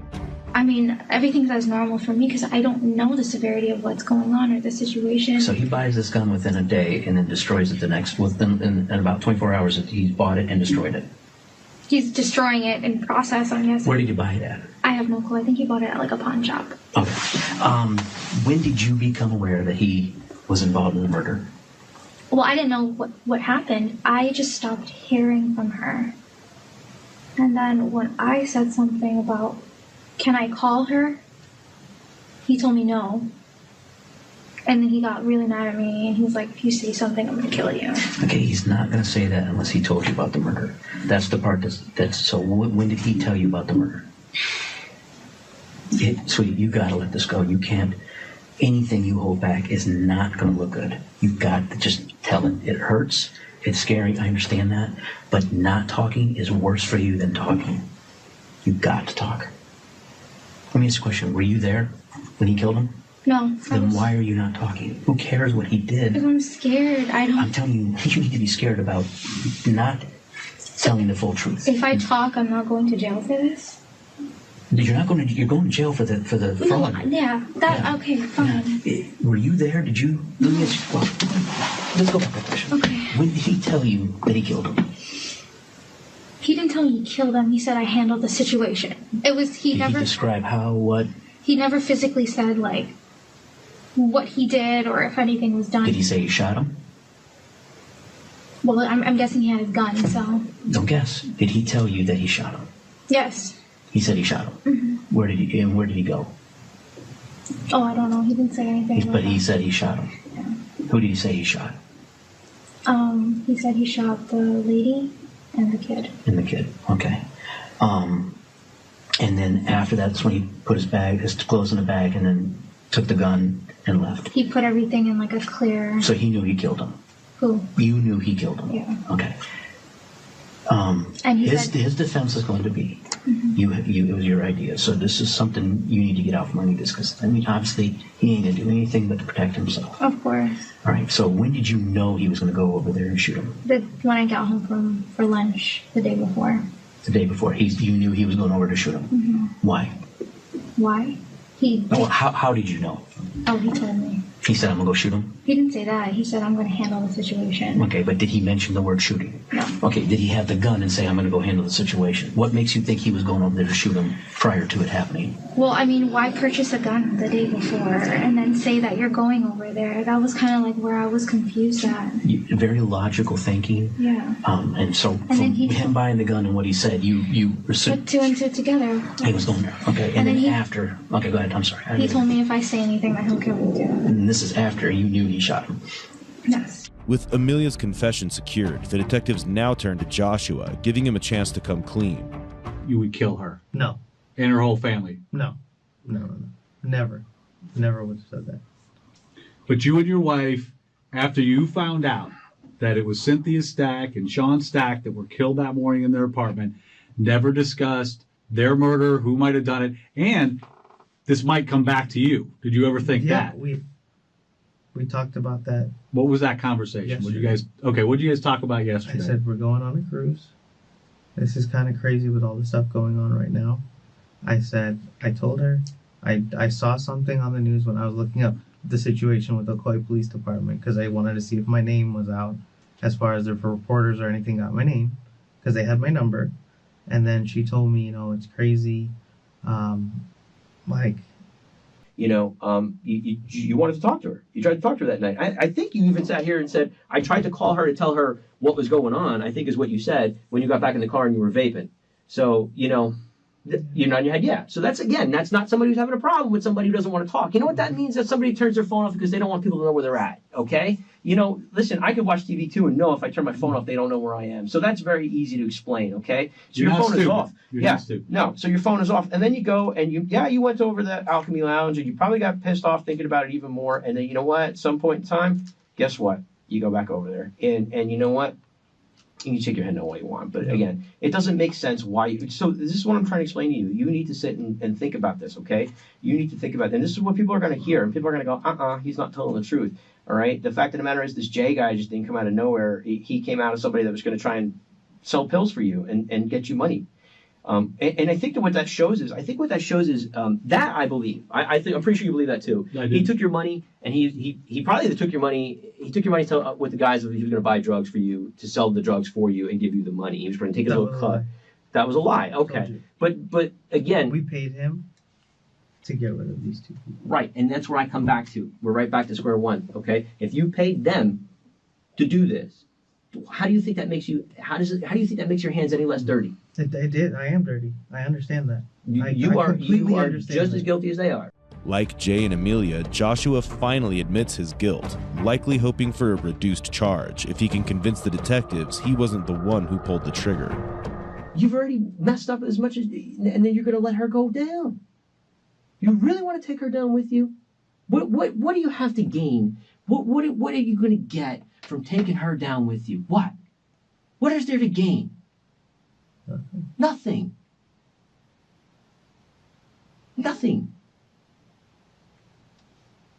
So again, do you think that just by saying that stuff, it's going to go away? No. Okay. Do you expect anybody to believe anything you're saying when everything that we've talked to you about, everything that we've challenged you on, is the only way we've gotten you to tell us anything that's true? I understand that, but I know that your whereabouts are unaccounted for. I got news for you. Your whereabouts are unaccounted for at the time of this homicide. You understand that, right? Yeah. Your phone is off. Your gun is missing. Yeah. Not Jay. And I got news for you. Jay is not going to admit to a murder for you. Josh, I'll give you even more common sense that just occurred to me. Sitting around, what kind of neighborhood do you think that was, having been there for a few hours? What kind of neighborhood is it? Not the best, I guess. Yeah, it's a rough neighborhood. You agree with that? Yeah. No one kicked in this lady's door. Is she going to open the door to Jay Persad or some 6'5" black guy in the middle of the night? Or is she going to open the door, oh, here's that guy again? But I never went back there. Yeah, you did. He's absolutely right. Yeah, I mean, think about that for a second. She's not going to open the door in that neighborhood for someone that she doesn't know. Like you said, you were having a nice conversation with them. Maybe even left it on good terms as far as, I don't know, maybe it didn't leave it on good terms. But when you went back and knocked on the door, they would have had no trouble. Okay, here's a guy who talked. She would have opened the door for you. She wouldn't have opened the door for these guys. And like I said, you are gonna take so many people down with you sticking to that story. Okay, just tell us the truth. Because the thing I'll tell you, I don't know what's going to happen down the road. I don't know what, but I can tell you right now, the people that are going to determine that, they want to see that you were honest about what happened, that you showed remorse. Right now they'll look at a guy who tried to take two other people down with him, including his wife, and really do irreparable harm to an innocent 7-year-old. That's not my goal. Okay. That's not my goal. Tell us the truth about what happened. The truth is, I went there, I talked to them, I got confronted by that guy in my car that night. I left, went to Alchemy, went to Daytona, came back to our house at between 5:30, 6:30, somewhere around there. Okay. Her mom was home, and then. Josh, will you at least concede in this conversation, again, not being a stupid person, that this looks really bad for you? It does, and I understand. Because you're at the scene. I know. You have a gun that you claim that you say was stolen from you. Okay, you are unaccounted for. You have your phone off. Okay, all of these things add up. You have an absolute motive too to have these people killed. All those things add up to a circumstantial case for first-degree murder. And your answer to it is, this is her.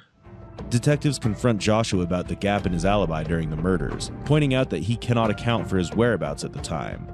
His unusually strong reaction to questions about his missing gun raises further suspicion. If someone else had committed the crime, he likely wouldn't be so defensive about its disappearance. At this point, I'm not being selfish. My thing is, we've been together for 7 years, and I've done the world and back with this girl regarding her son, herself, with her baby daddy problems, and she says you're abusive, mentally and physically. I mean, that's the picture she's painting of you, Josh. I hate to burst that bubble for you, but we asked her about that, and she used as an excuse for some of the things that went on. She said that you are abusive. You threatened to kill her entire family if she talked about this. So that's the picture that she's painting of you. And that's not me. I mean, that blows my mind. No. That blows my mind. Both of what you have said today blows my mind. That blows my mind. But this doesn't look good for you, Josh. But we're going to do our jobs. And just know that. And I want you guys to. And that could end up with you going to jail for murder.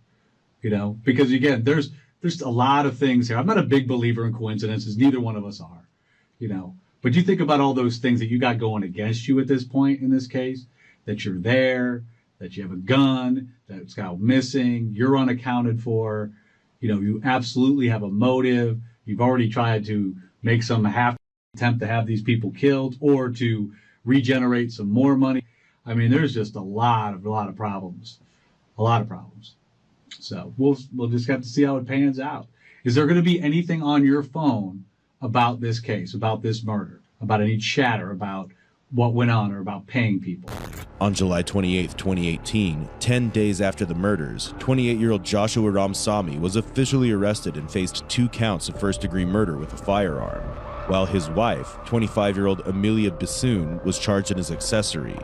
Amelia was released on bond and later struck a plea deal to testify against Joshua, resulting in her murder charges being dropped and a 3-year prison sentence. A spokesperson from Chase Bank expressed regret over the incident, confirming that the stolen funds were returned to Jerry Stack's account. Amelia was also terminated from her position at the bank. Soldier to soldier, cop to cop. Yeah. Basically, we know you were there. When you walked over there, what did you first observe? I stepped over a log and found the remains. And specifically, when you said remains, what did you see? Specifically, I found a human skull. On February 6, 2023, human remains were discovered in a wooded area over 20 miles from Norcross, Georgia. 2 days later, dental records identified the remains as 16-year-old Susana Morales, setting off a shocking chain of events. The following day, a firearm was discovered near the site, and when ballistics were run on it, it linked 22-year-old police officer Miles Bryant to the case. Okay, can I pat you down just to make sure? What's going on? You're good. It's our policy, man. We just, I know how this works. All right. After his arrest on February 13th, 2023, several women came forward accusing Miles of stalking and breaking into their homes. And I have your back. That's what I'm saying. Like, you're like family. You know what I'm saying? We're all family here. A police officer, trusted to protect them, was arrested for an unthinkably gruesome crime. I was shocked. I felt like it could have been me because he was the person at my door coming and unscrewing my knob and kicking it down and stuff like that. This screen grab of a man in military fatigues from October shows the first time Bates says a neighbor's camera recorded him at her door. She says 2 other videos from December show him back there again, covering his face and pulling on the door handle, then again knocking. On July 26th at approximately 6 p.m., we know that Susana Morales left her home on Santa Ana Drive in Norcross and walked a short distance to the Sterling Glen apartment complex on Indian Trail Road. There, she met with her friend for about 4 hours, and at about 10 o'clock, she began her trek back to her house. We know that between 10 and 10:30 p.m., Susana had an interaction with an individual and ultimately was not seen or heard from again. Miles Bryant was promptly brought in for questioning. I just play basketball. Sorry. Nah, you're good, man. We've been all over this complex. Oh, man. You Dorville? Yeah. How long you been with them? 2.5 years now. You like it? Yeah. So, yeah, when she first was missing, I was talking to them, neighborhood team, stuff like that. They didn't really know anything. I don't really get to school much and watching the news, and my girl used to stay here, literally just moved out, and pretty much it. Yeah. Nothing. What are those neighborhood kids saying?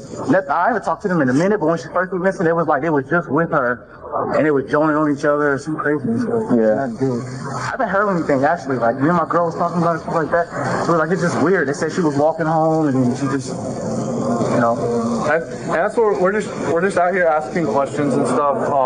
Like how many calls do you get like being courteous? None of us are courteous. All right. So we just got some questions. We got to run over like some stuff. It seems like you're courtesy here, so you know kind of things what's going on. Well versed in what's happening in the complex. So you got some time for us to come up to our headquarters and just talk about what you see on a daily basis and stuff like that. Yeah. Can that be today? Yeah. Yeah. Now? No. I was actually finna head out. Where are you going? I have to go meet my girlfriend and I have to work later. Okay. Would I be out by time work? Or What time? 4? Yeah, it should be. I mean, like I said, we just got some questions that courtesy officer between you and the leasing office. You guys probably get calls all the day, and we're literally talking to everyone here. So we're just trying to document we got no leads, man. We're just trying to document everything. That's all we are. No problem. Yeah. Okay. Do I come with y'all? Can I drive there? We'll drive you, man. Yeah, we'll take you up there. Yeah, you don't gotta waste your gas or anything and all that stuff. County gas, man. No problem. Can I call my girlfriend later? We'll call her once we get up there, okay? Right now, we'll just go up there. You got any guns or anything on you No, right I now? don't. Actually. You don't? No. Okay, can I pat you down just to make sure? What's going on, man? You're good. It's our policy, man. We just... I know how this road. Yeah. All right. Yeah, you know how it is. You know that we don't want to get our balls busted with the GDM and everything. All right. You can get up front seat, all right, man? Miles Bryant is on his way to questioning, oblivious that his life is about to take a dramatic turn. So you said you worked at Forsyth. Yes. So how long did you work at Forsyth? Maybe a year. Okay. You go to school or anything? Like college? I thought about it, but I want to get working, so. Okay. So what do you want to do? Me? Police department? I want to get like a crime suppression team, stuff like that. Yeah. And like lead it? Yeah. Nice. It probably goes, not lead it, and then probably goes like CID. Okay. Detective. What kind of CID stuff you want to do? We just have general CID. I don't know. I know it's all breaking up stuff like that. City agencies do that. I want to do like maybe burglary. Mm-hmm. Like that. I hate people who steal. Yeah. I don't like thieves. Okay. So I know that your gun was stolen. Do you know if it was located or anything yet? No, I haven't heard anything. I haven't run it yet. We probably need to check that, see if it's still. But they would have called you. Miles Bryant reported the gun stolen the morning after Morales disappeared, but requested that no detective be assigned to investigate the theft. Detective William Merkley notes that it was unusual that Bryant didn't want the gun's disappearance investigated, raising further suspicion. Did you know her at all, Morales? Nothing? Nothing at all. Never saw her like playing basketball or anything with the other kids? Never. I didn't recognize her at all. That is crazy. However, Alyssa Marvin has a different perspective to share. Had you ever had any personal interactions with the defendant before Susanna disappeared? Yes. And can you tell us what those are? So there was one time, there was multiple times he would drive by and, he'll say hello and everything to everyone. And there was one time we were at the pool and it was me and Kelly. Susanna came after, like towards the end before we left, but we were there at the pool and he came with his backpack and he had, a drink with him and he had little shot cups and he had edibles and stuff, and he asked how old I was, and then when I told him my age, he still wanted to talk to me but didn't talk to me because of my age. So he knew not to drink with me, but he wanted to drink with me before he knew my age, but he still offered the edibles. But then that was the interaction I had with him that night. And before we left, I believe it was the same day, we wanted to order pizza because, you know, it's a hot day outside. Someone wants to eat. We wanted to eat, and we was going to order pizza. He offered us to give us a ride to get pizza, but we said no because we're underage, you're grown, you know, so we said no to that. We ordered pizza. We went home about our day. That was like the one, like I could say face-to-face interaction, full conversation. Miles. Yes. This is where we're at, okay? And I'm gonna be completely honest with you. Your phone records are there. You make 2 phone calls 3 hours after she's last seen on camera. And your gun is found right there as well with your phone, where those 2 phone calls are placed. Help me out. I understand where this is coming from. No, I'm saying, I know you do. Just help me out a little bit. Yeah. I don't know what you're thinking, but no. What would you think? You think that's something to do? No, I said, what would you think? Oh no, I get that part, but now my heart's beating. It's like, whoa, you know. I get that. That's almost like, hey, you know, stuff like that. But no, I never been like that, you know. I would never do something like that. I was actually on the phone with her, her and my side chick, like that. And I'm talking to them about stuff. That's it. What's your side chick's name? Avion. Avion, that's the one that lives. Austell area. You getting chased around by your girlfriend and then call your side chick to decompress. Yeah. And then I talked to my girlfriend and we ended up meeting and stuff like that. So the phone records put you literally right there, and it's not your personal phone. You call her on your work phone. Yeah. Why'd you do that? I think my personal phone was dead. Okay. But I have both their numbers. I just need to calm down. It shows you in the woods. In the woods? I never left my show. I don't think I was in the woods. Cell phone data placed Miles near the location of Susanna's remains on the night she disappeared. Records also indicated that his phone returned to the area later that morning, about an hour before he reported his firearm stolen. My DNA, whatever. We've done that. Soldier to soldier, cop to cop. Yeah. I told you I've looked into Susanna. Yeah. I know what kind of friend she had. I know what she did, and I know how she was. Basically, we know you were there, but we need to figure out why and what happened. I don't think you're a bad guy. I don't. You weren't brought up here in handcuffs or anything. Yeah, no. So, and I have your back. That's what I'm saying. Like, you're like family. You know what I'm saying? We're all family here. I gotta figure out what happened. Yeah. Because there's no arguing if you were there, if you weren't, we know you were. Right. So we have to, I know that it was more than you were talking to your girlfriend, there was movement around there, so that's what we have to cover right now, okay? Tell me what happened, please. I don't know. I literally was with my girlfriend, on the phone with my girlfriend, and that's it.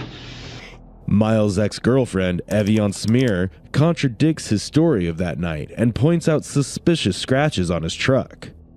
But then, Dr. Carol Terry's testimony regarding the autopsy leaves more questions than answers.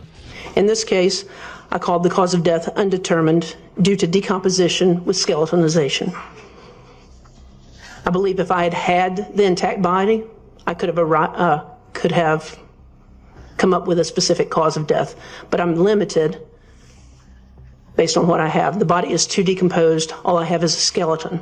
Because the circumstances, again, young female, this isolated area where it's far removed from where she was last known to be alive, and no personal effects, no clothing. As a medical examiner with 30 years of experience, if I were to see an intact individual at this type of a scene, first thing I'm going to think of is some type of homicidal violence, specifically some type of asphyxial type component, strangulation, suffocation, chest compression, things of that nature. Because if you have a nude individual, nude or partially nude, That better be, as a medical examiner, that better be one of the first things you're thinking about. Though the autopsy couldn't definitively prove assault, Miles' actions were sexually motivated. In addition, Detective Angela Carter's findings from Miles' search history were impossible to ignore.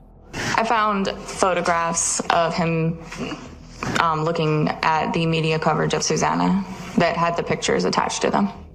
All right, now 396. What are we looking for here? How are you ID'd by dental records? And when did this search occur? February 9th, 2023 at 4:04 a.m. UTC time, which would be February 8th, 2023 at 11:04 p.m. All right. How long after the defendant searched for the camera footage from the Georgia Department of Transportation, and I'll try to put them both on the screen here, did he search for how was somebody identified by dental records? A little over 10 minutes later. And then lastly, it says record number 404. What is that search? Gwinnett County teen found. As evidence mounted against Miles, a shocking twist emerged when his fellow inmate, Michael Jones, testified about a brief interaction they had in prison.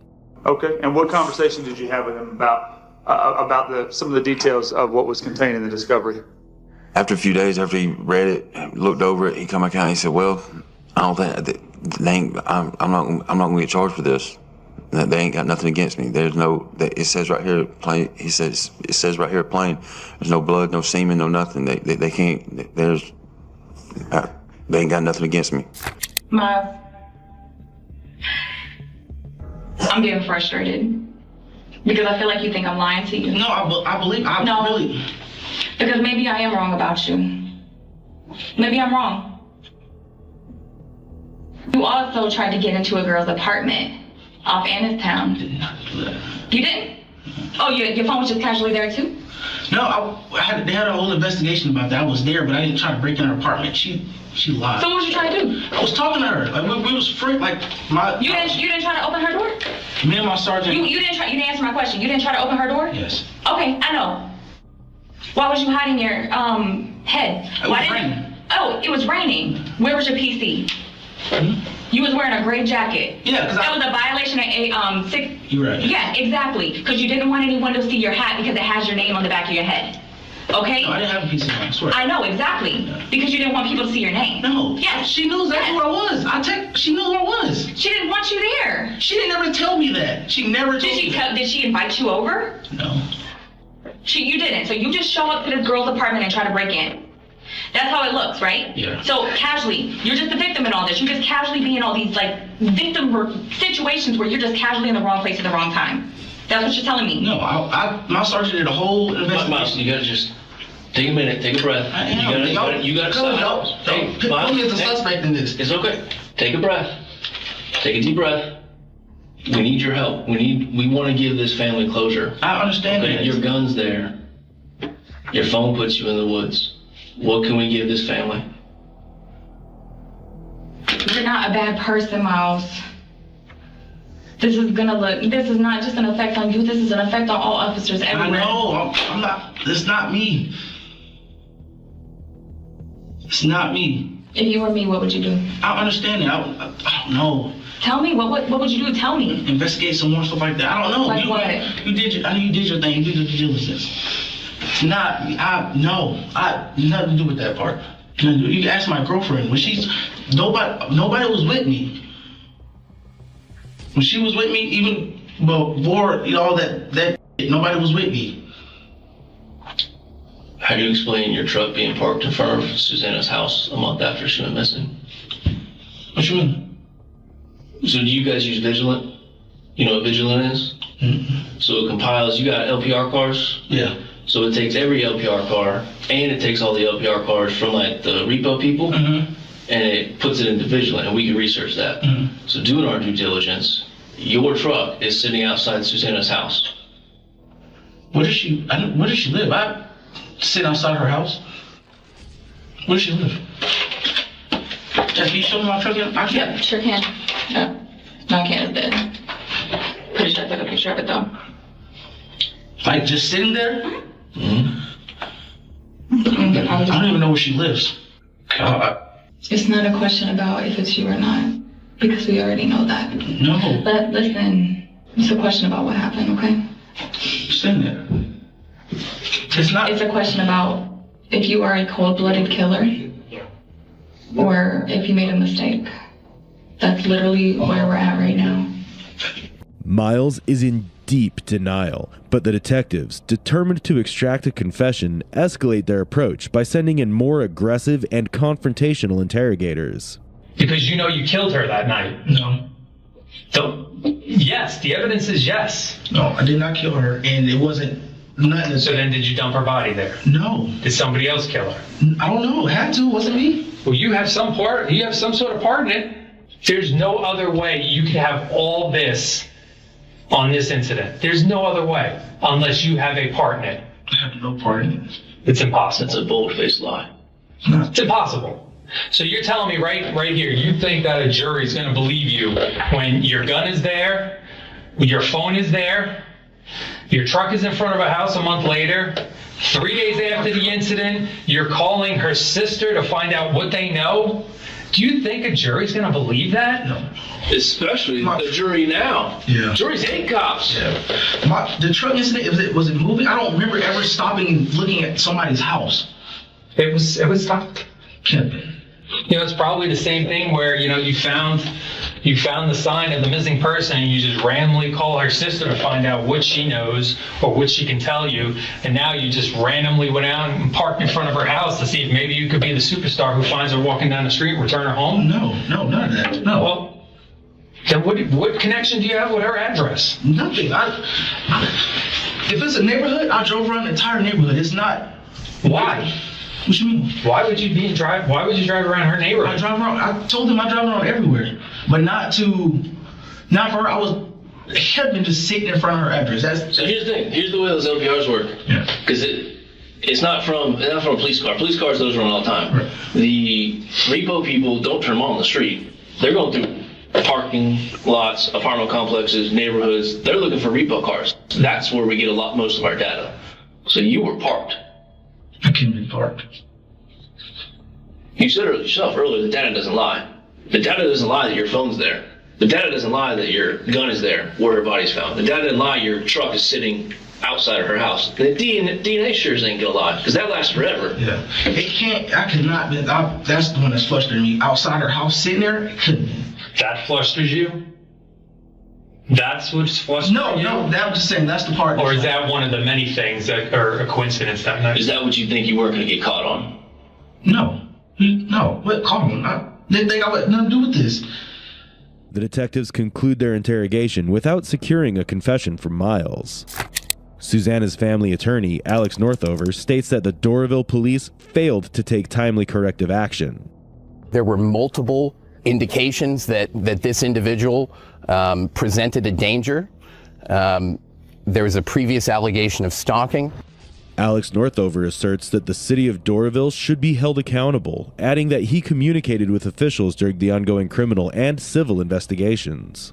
Take responsibility for their role in this tragic incident and take measures to make sure that this doesn't happen again.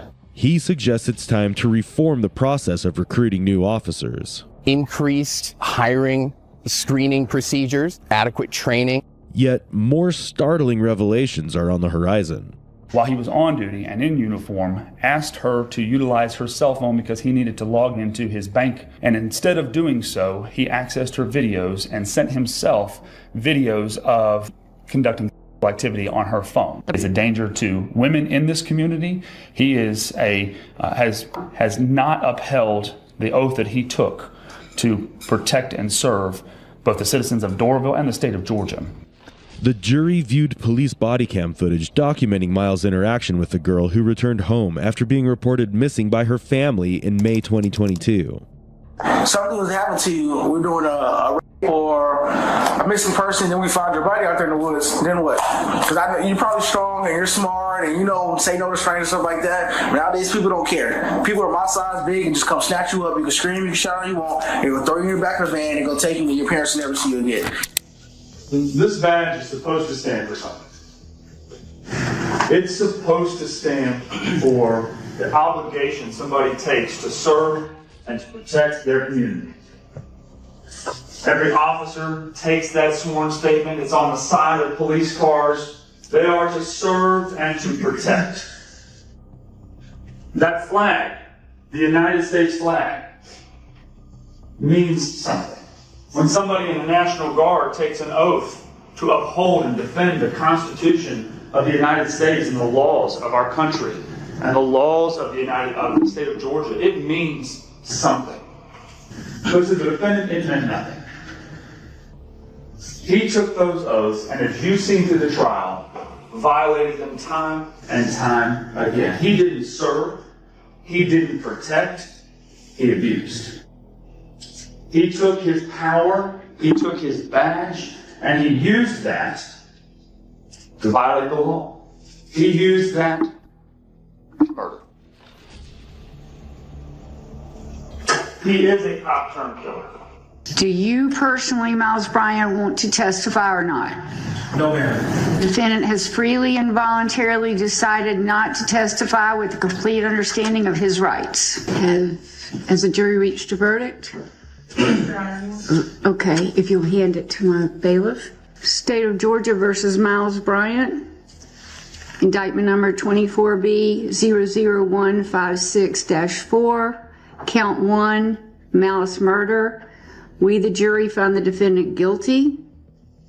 Count 2, felony murder. We, the jury, find the defendant guilty. Count 3, kidnapping. We, the jury, find the defendant guilty. Count 4, criminal attempt to commit. We, the jury, find the defendant not guilty. Count 5, false report of a crime. We, the jury, find the defendant guilty. It took just over 5 hours to reach a verdict, a moment Susana Morales' family had been waiting for nearly 2 years. All I ever wanted was justice for what happened to her. I mean, nothing will ever bring her back. And to this day, I still hope that I'll see her again. I just hope that after today, you and your family can find some peace. That is what I wish for you. Hopefully, you will receive some peace now. Where's Kenny? He's in that bag. That's what you said. There is no way around it. You killed this kid. I did. You killed this kid, and you destroyed evidence by burning the bed. You destroyed evidence by burning his body in the pit. No, I did not burn him. Who did? I don't know. This is the moment Sheila LaBar realizes she's going to jail. One of the first things they note is a burn pile not far from the front door. Not only do they see what they believe is human flesh, but also some bones or bone fragments. LaBar stands accused of dismembering and burning the body of 24-year-old Kenneth County, a special needs adult she took on as a live-in lover. Sheila wasted no time painting Kenneth in a negative light, making disturbing accusations against him. He was running from death, running from a situation down there, which includes pedophilia. Okay. He's confessed this to me, that he has raped numerous children. And he had blood coming out of his manhood. He had blood coming out of his manhood. Watch as detectives unravel the gripping tale that changed the course of every life it touched. In my opinion, she's a violent predator. She's a black widow who really preyed on vulnerable men. Got the torture and the violence and the abuse at her hands was just unspeakable. Kenneth County, whom Sheila began dating on Valentine's Day in 2006, moved to Epping just days into their relationship to live and work with her on her farm. But by March 23, 2006, his mother, Carolyn Lodge, began fearing for her son's life. Carolyn reaches somewhat of a breaking point when she gets a call from Sheila LaBar who tells Carolyn that Kenny is no longer living with her. When police arrived at Sheila's ranch to question about Kenneth County's disappearance, they made a shocking discovery. We showed up, there was a burn pile. I kind of moved it a little bit, and I looked down and I saw a piece of flesh. There was a bone. When police requested to examine the bone, Sheila demanded them to leave her property. With no search warrant, the police had no option but to depart.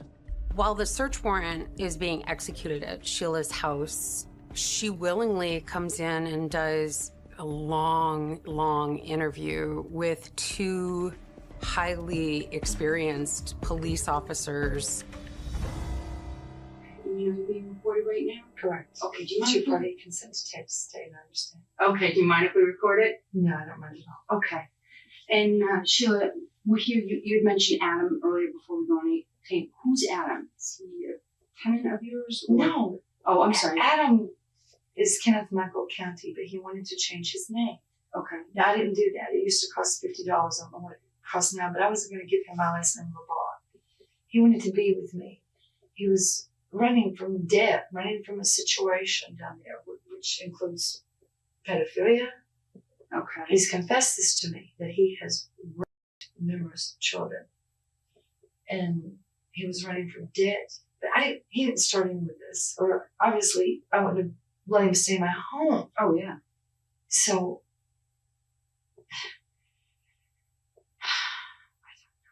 I don't know if the line's recorded or not, but I have the tape somewhere. I'm just not sure where it is because I'm just very confused right now. I'm upset. Sheila attempts to cast herself as the victim by tarnishing Kenneth's reputation, but in reality, he is the perfect target for her controlling nature, a fact his mother, Carolyn, highlighted as she spoke about her son's vulnerabilities. Does he have any disabilities at all? Yes, he is. He was put through a neuropsychological testing when he was a child, and it stated on the neuropsychological testing that he's mildly retarded. Okay. I just thought of something I haven't told anyone. Okay. If I did, I told it to Chief Dodge. He's a good guy. What did you think of? Adam told me that he changed his name. Wallace said that's typical of pedophiles. I didn't know that. I mean, we didn't legally change it. He told me that. He told you that he changed his name? No. I'm sorry. I just remembered something. Do they have to do with Adam? Can you tell us what they are? He told me that he had been planning to rob me. And that he had, because I noticed somebody had been in my purse. And I said, Adam, are you going in my purse while I'm asleep? He said, yes. Who in their right mind would let someone allegedly guilty of child assault and robbery threats live under their roof? Pay close attention as Sheila's sudden shift in tone reveals that her grief is merely an act. But how did it come that Adam ended up at your house? The first time? Yeah. Well, he didn't spend the night or come inside the first time. Let me ask this, Sheila. Yes, sir. I was told that recently Adam ended up in some sort of a wheelchair. Oh, okay. Tell me about that. Okay, all that was I said, do you want me to push you in the chair this time? And he said, yeah, I've always wanted to be pushed in a wheelchair. But he's a heroin addict. He's a crack addict, and I didn't know that. Adam is? Yes, he told me this, and he Where claims did the wheelchair come from? Walmart. It's a Walmart chair. Oh, it's a right Walmart chair. Oh, okay. Yeah. Okay. And this was down at the Epping Walmart? Right. Did he have any injuries on him? Yes, he did, because of the pot that exploded from Walmart, a glass pot. I don't remember what date that was because I have a background in surgery. Not as a surgeon. But the pot exploded at the house? That is correct. But we picked up the glass because of my rabbits. They jumped through, and my house is a barn. It's just the way I am. And that's true, and that's what's we didn't make. So you were pushing him around in the wheelchair at Walmart. But he didn't have to be in the wheelchair. It was just for fun. Correct. Not to make a deal with Walmart about that. We didn't. I swear to God we did. But it was just for fun between you and Adam. Right. That's fun. Right. That's right. However, the detectives had a different perspective on Kenneth's appearance when he was last seen at Walmart. And then at some point, you run into him again at the Walmart. Yes. Yep. Things are a little different at that point, though. They are. He has some bruising. He looks a little bit ashen in color, and he's in a Walmart wheelchair. And I asked him several times, if he was okay and if everything was all right. And he refused to talk to us. I want to go back to when you were going to try to help Adam. All right. How did you go about trying to help him? Well, I helped him financially. Financially, I didn't give him money. No. I'm not talking financially. When you were going to try to help him get past this pedophilia issue, how did you try to help him? All right. I hired a polygraph expert, paid $700 cash. Recently? Correct. In fact, it may be in the mail. I haven't seen it, but he already told me that he passed. Basically, the test entails Kenneth Michael County having sexual intercourse with someone who he calls mother. I've heard her voice one time, and she is not British. Apparently, she's been coming into this PD. I can't speak for the PD, but trust me. He said that was his mother. She is not from England. Now, the stepfather, I've never met any of these people. The woman parades around naked. A sworn statement that I took from him was faxed to FUPD, Billerica, and Wellington. I'm getting a little confused.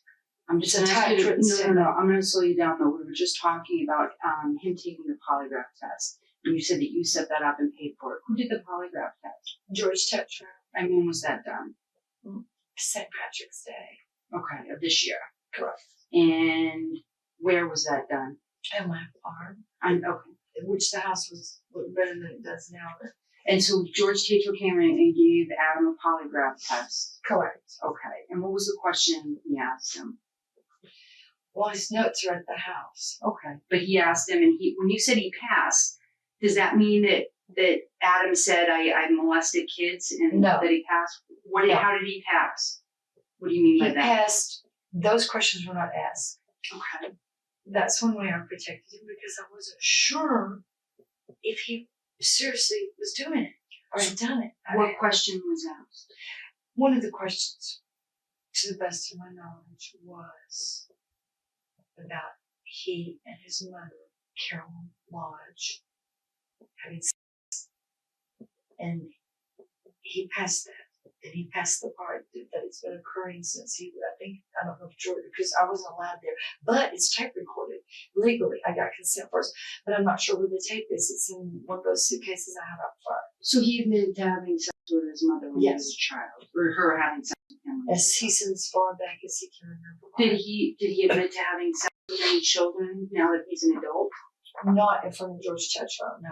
Did he admit that to you, though? You said earlier? That is correct. Okay. Did George ask him that question? No, he didn't. Okay. Do you believe that he had? Do you believe that Adams had sex with children? I don't know. Okay. I know that the way he looks. But you had said earlier, I thought you insinuated that you might believe that he may have had sex with children. Well, yes. And it disturbed you how he looked at children. Yes. Did you think that was a problem? He said his mother says he has a staring problem. Okay. I said there isn't any such thing as a staring problem. Did you think he was a danger to children? Yes. Okay. Yes. And so when you were trying to help him get over that, you said that you burned the videotapes. What else? Oh, I didn't burn anything about children. I would never do that. Okay. I never had anything in my possession about children. How did you help you? But you were trying to help. Okay, the home. Sheila's disturbing statements were the result of yet another horrifying discovery. Conversations with her sister Lynn actually confirm sexual abuse in her life, starting with her father. He had his hand around her, and his hand was up her little dress. And her father's friends, which he would invite to take part in abusive parts of Sheila. From a traumatic childhood to a dark adulthood, she spiraled into a life where she manipulated men for money and pleasure and eventually committed multiple chilling murders. Remember when he said, help me, and you said, you were helping him.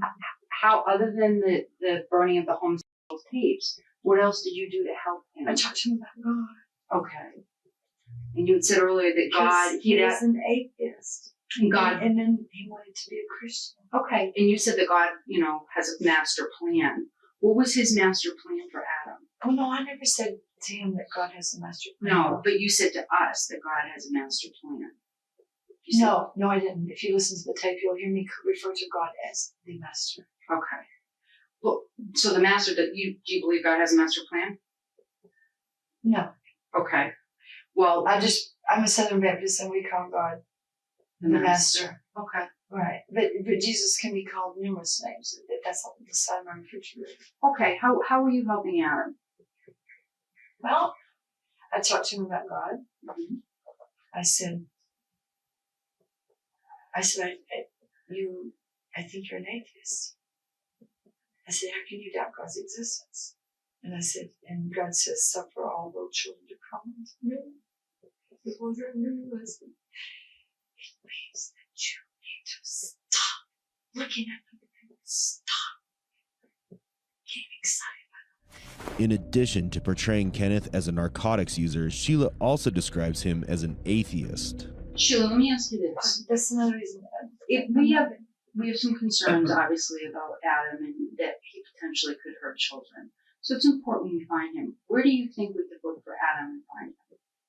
I don't know, because the last time, meaning it was either after or before I called Sergeant Gallagher and played the tape. And he said, Sheila, I've never heard you like this. I've never heard you like this. I don't remember if he was... Seems like he was there, but I'm not sure. Because I have what I call CAT scan fever from too much radiation. And my neurons are flexing. It's not drugs or medication or anything. Yeah. It's just, I actually was over-radiated. But seriously, Sheila, I believe you, but this is really important. We need to find out where Adam is, just so we know the children are safe. I don't know. Okay. Because I've been sifting through bone fragments. Why have you been sifting through bone fragments? Because I want to know what has been put in my yard. What do you think's been put in your yard? I don't know. I mean, without a conclusive test. But I found a tooth. Okay, so is that possible that that's Adam's tooth? Okay. No. I don't know. What else did you find in your yard? You mean sifting? Yeah, you said you found bone fragments. Right, but I don't remember where I put them. I cremated a rabbit that I thought maybe he had killed, but he denied. But I was iffy on that. I'm still not sure that he did. I don't know. Because the reason being, coyotes, it goes with the coyote. You don't see it again.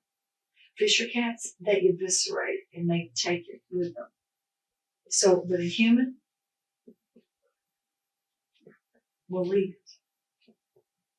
He'll leave it. So somebody left a dead rabbit? One in mine, correct. And he watched it cremated in the general area where now I'm finding different bone. Okay, so who watched you cremate it? He did. Adam? Mm-hmm. And when did you find this dead rabbit? I don't remember. I'm sorry. Okay. But he watched you cremate it? Yes. Okay. So today is Saturday. Was it within the last week that you cremated the rabbit? I don't remember for sure. I really don't. I'm sorry. That's okay. It's not really, I don't remember because I don't sleep upstairs. I was sleeping downstairs and I only burned the mattress because it just grossed me out because now I have to go get an AIDS test because he said he thought he had AIDS and he had blood coming out of his manhood. He had blood coming out of his manhood? He got real sick. It wasn't meaning, I don't know. I thought he was just withdrawing from heroin. I said, do you have syphilis? Do you have AIDS? I said, do you have AIDS? And he says, and I just froze. So, what do you think the bones are from? I don't know. Okay. Without a test, and I don't have the capacity to test that. Right. When did the bones show up? Well, I didn't notice the bones until the police were in the yard yesterday. So when the police came to your yard yesterday, that was the first But time? I mean, I'm not talking about the rabbit bones. I picked most of those up and will dispose of them. These are the bones that you can't identify what they are. The bones. Repeat, please. The bones that you can't identify what they are, what they belong to. Correct. Okay. Correct. Those are the bones, not the rabbit bones. I'm talking about those bones. I couldn't find all the rabbit bones because I'm sorry for that. No, it's okay. So, but I'm interested in these other bones that aren't the rabbit bones. When detectives steer the discussion toward the burn pile and bone fragments, Sheila tries to deflect by speaking ill of Kenneth. But I'm starting to get confused, Angela. We gotta slow down so I can understand. If you said that he has the potential to hurt himself, okay? Well, I've seen him hit himself. Okay. Do you think he'd have the potential to kill himself? Yes. All right. If Adam was going to kill himself, I think he is suicidal. How would he do that? How would he kill himself? I don't know. I couldn't possibly say. I don't know. Did he ever tell you? He told me that. Let's see what did he say. Oh, he said something about burning in hell. Will I burn in hell? And I said, I don't know. That's such a mess. Such a God. I can't tell you that. If Adam was going to leave your house to kill himself, where would he go? I have no idea because. Would he kill himself at your house?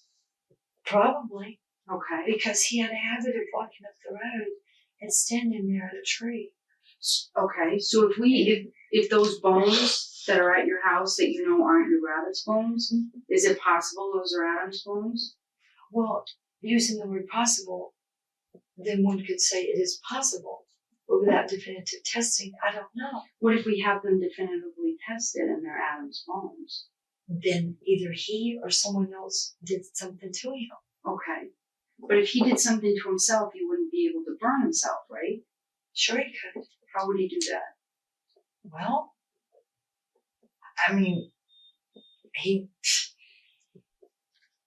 I don't know how he would do it. I could only speak about myself. But I'm just saying, if somebody kills himself, it's kind of hard to burn themselves. You know what I'm saying? Oh no, he's a sadomasochist. Okay. How would he do that then? Well, I don't know because I didn't see. Okay. But I know that the fire was blazing, and he said to me one time something to the effect of, I don't know if it was set myself on fire. I don't know. I emptied my shells from my weapons. You emptied all your weapons? And put those shells up when he was around. What kind of guns do you have? I have a 38. Honey, I know you're scared. It's okay. You're trying to climb. I have to take you out. It's not have water if you're scared. I have a 38 revolver. I can't think of the brand name right now. That's okay. Having decimated the character of both Kenneth and his mother, Sheila then suggests the possibility of him ending his own life. Sheila is jeopardizing her situation by inadvertently giving the police more reasons to search her residence. Let me ask you this, Sheila. Is it possible that you might not remember something, but that maybe Adam tried to hurt you and you had to defend yourself against him? Did anything like that ever happen? Well, I smacked him one time like this. Okay. Why did you do that? Because he started acting crazy and weird. He just started jumping and jerking around in my rabbits from the floor. And what happened after when you hit him? Nothing. What did he do? He hugged me and cried. Okay. And I said, I'm sorry for slapping. Other than that time slapping him, did you ever physically confront him? Hit him, no. smack him, punch him? No. Strike him with anything? No, he got injured from a Walmart product that's no longer, I don't see it in the store anymore. It exploded. I had water boiling in it. I don't know what he was doing, but he was over there close to it. And it had a lid on it. And that's been jumped, I think, at the effing dump. Well, it have to be. Sheila, do you think Adam might be dead? I don't know. Does that concern you? Well, it concerns me because I don't want him to come back and harm me or my animal. Did you want him out? I wanted him to be safe. But did you and want him? happy? But he didn't want to go around his mother anymore. But Sheila, you're not answering my question. Did you want him out? Well, I didn't want to support him anymore, if that's what you mean. I didn't slow him out. No, but you wanted him out. You wanted him to leave. You didn't want him living there. I wanted to break up with him, yes. Okay. But I wasn't angry. Did you tell him that? Yes, and he cried. When did you tell him that? Several times. When was the most recent time? I don't recall. Did you tell him on the day he left?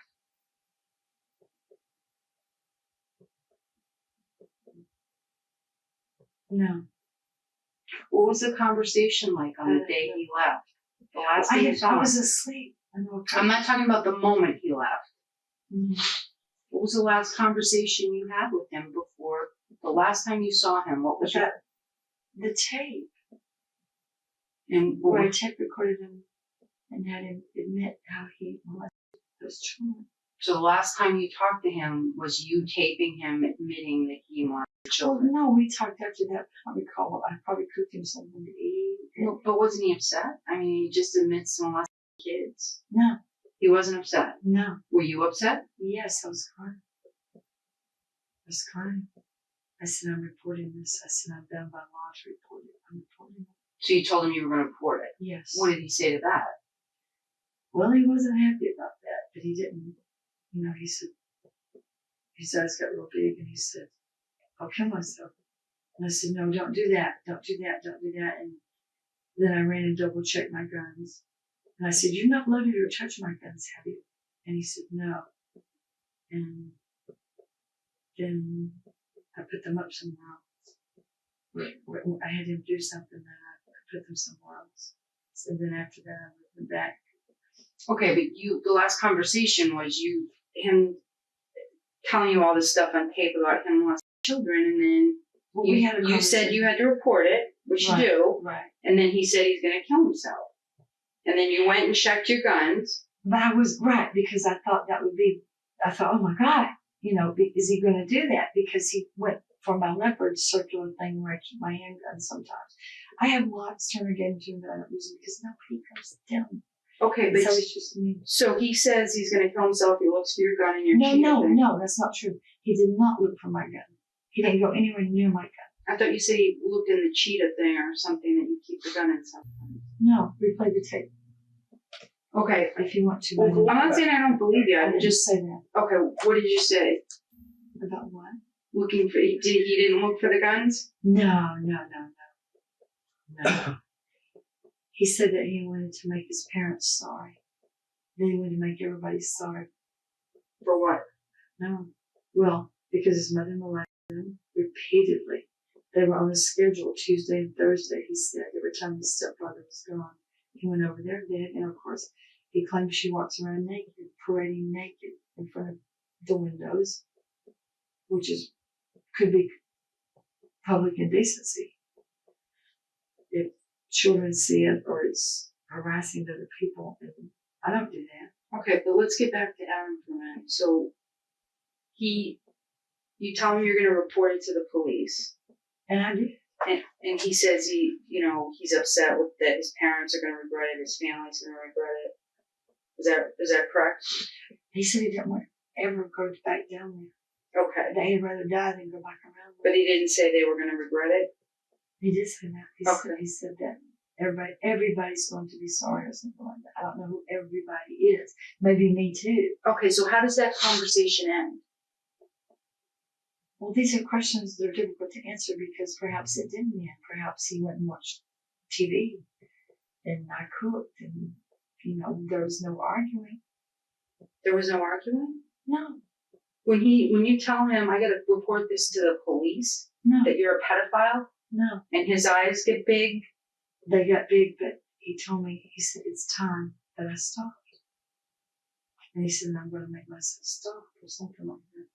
That sounds unusual to me, Sheila. Well, do you know what I mean? Because he's a criminal. An unusual person. No, and I understand that, but And it he just cried his eyes out. Yeah, even with the polygraph man will tell you that. The polygraph couldn't begin until, of course, I had to leave. But it's legally tape recorded. I have the tape somewhere in my tapes. I'm able to watch, and as I'm watching Sheila, it is clear she is enjoying this. It is a cat and mouse game, and she wasn't giving up anything. And she enjoyed the attention. Did he ask you to kill him? So he wouldn't hurt anymore. No, but I asked him to kill me one time. Why? Because I had a light heart attack in the kitchen floor. Mm-hmm. And he didn't care. He actually just stared at me, and I could just barely see him from my peripheral vision. And he was just looking at me. And then, for some reason, God let me read his mind for a moment. And I know he was thinking, die. If you die, I'm going to rob you. I asked him, when I got myself out of the floor, I said, you were just thinking about robbing me. And he went, that's right. How come earlier you were asking the chief to end your life? You asked Adam once to end your life, and you've asked the chief earlier today. He told me to end your life. Why were you saying that? Because I've committed suicide before in the 80s. I was in a brain dead coma, and it was beautiful, and I didn't want to come back. That's why. But why today? Why did you want the chief to shoot you today? Because I just want to be where it's peaceful. Why isn't it peaceful here now? I needed to farm. They put me in the shop when we drove up, and there were two police cars there, and they kicked in my door, and they were standing there in the dark, and one had a bushwhacker thing or something. But that's not a reason to feel that way, Sheila. Why did you I want him didn't to understand why they were doing it. I didn't understand why they kicked in my door. And I'm just saying that 5 years of legal stress, going through so many lawyers, it has aged me. I used to be a professional model. You should see some of my pictures. That's not to be cutesy, but that's the only proof that could prove to you that I'm right. But the stress of the Irish people, the stress of all of that, they're out for me. How about the stress of Adam? Well, he hasn't called me, to my knowledge, but he also told me he wouldn't when he left. And that's Cancer Mail. I dated another one. That's Cancer what? Cancer Mail. He's a Cancer. I'm 4th of July. He's July 18th. Okay. And he said his father's a Cancer. They're just like that. They don't. If I check his horoscope, am I going to be able to find him? Being a Cancer, all. What do you mean? You got to find this guy. Well, I don't know how to help you. I only know how to sift. That's what I was trying to do, because I'm trying to help. Do you think those bones are his? I don't know. I can't rule that in or out. You think it's possible that they're his? I've answered that for this lady before. I said, in the context or whatever, I said, possible. Many things are possible. Mm-hmm. It's possible I could accidentally knock that over. I'm not trying to be rude. I apologize. You're not being rude, Sheila, and I'm very hard to offend anyway. All right, I'm just telling you that. If he did it, he did it. And he... Would you have helped him do it? No. So it gets done right? No. And there's no shame in if somebody wants to kill themselves and helping them do that, Sheila. No. There isn't. No. I told him that I would testify in court against him. And he didn't like that. I said, you're going to get me back, aren't you? And he said, We don't have enough legally to go forward, and so we have to release her. We decide that police need to tail her and follow her while we continue to work on gathering enough to get an arrest warrant. The police are following her first thing in the morning and reporting back to myself and their unit commanders. And within, a half hour of the first report, they lost her. She vanished, she disappeared.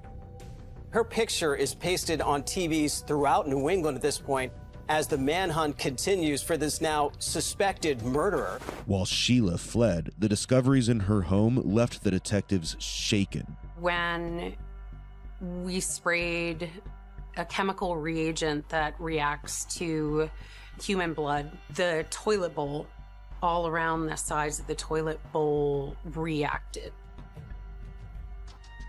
So we decide to pump the septic system. And when we do so, we find a birth certificate belonging to someone named Mike Deloge. It raises serious alarm bells. This is the kind of document that you don't flush down a toilet unless you're trying to erase somebody's existence. So this, of course, puts the community even more on edge because now we start to get the sense that were there other murders that happened on that farm? She had flushed down the toilet his birth certificate and some other evidence. That's how we even knew about Mike Deloge, because there was no report about him missing. And they began to say, who is Mike Deloge? His body was never recovered. It's fair to assume that she did the same thing to his body that she did to Kenneth County's body. We have the swirling accusations about her. And now, on top of that, we're finding body parts. There were toes that were found at that farm that didn't belong to Kenneth County or to Michael Deloge. In the newsroom, we get word that Sheila LaBar has been arrested just over the border in Massachusetts. There is now this huge sense of relief that she has been caught and will now be brought back to New Hampshire to face charges. What is not the truth? The identification of Ken County was solidified when we finally were able to get a 100% match through forensic radiology. It is absolute. You can bang your fist, bang your hand, all you want. You know, I know. No. It is not the truth. No. You're lying to me. I'm You not killed lying. this kid and you burned his body in the pit. Now I want to know why. Was that Kenny you burned in that pit, or was it Adam you burned in the pit? Which one? I didn't burn. Was it Kenny or Adam? Anybody. Kenny or Adam? Kenny, did you kill Neither. Kenny or No, Adam? sir. Why did you kill him? I didn't kill anyone. Why? Did he want to leave you? Did you kill him because he No. wanted to leave you? A young man leaving an older woman? And maybe did you feel a little slighted maybe? Sir, he wanted to stay with me and marry me. Oh, he did. Is that why you killed him? I did You not. killed him because he wanted to marry you? I did not kill him or anyone. Then who did you kill? Kenny or Adam? Anyone. Then how can you explain telling Officer Wallace that Kenny is in that bag? He's in that bag. How can you explain that? Because he had threatened to set himself on fire. Just a minute. Oh, so he did this to himself then, right? don't know that. He that's did this him. to I himself. don't And you know. maybe you might have went out there and helped it out a little bit, right? No. No? No. No. Throw the bed on top of the flame too, on top of the fire. Destroy the bed. Why did you burn that bed? I've answered that question. No, you didn't answer it because you lied to me. I want the truth. Why did you burn that bed? Because I didn't want to. Because there was blood on the bed. That's why you burned that bed. No. You do is destroying evidence. No. Just like Adam or Kenny. You destroyed Adam or Kenny. Why? Because he's evidence. And how did you do that? No. You put that guy in the burn pit. No, I didn't. You're a liar. I'm not a liar. I did not, sir. And I called Chief Dodge to tell him I was burning the bed because I had slept on it or whatever I said with a pedophile or whatever. How do you know he was a pedophile? Because he made a sworn, legally Oh, recorded yeah, tape yeah, to me. yeah. And it I never- heard that tape. So? I mean, what do you mean, sir? I heard the tape. It's a joke.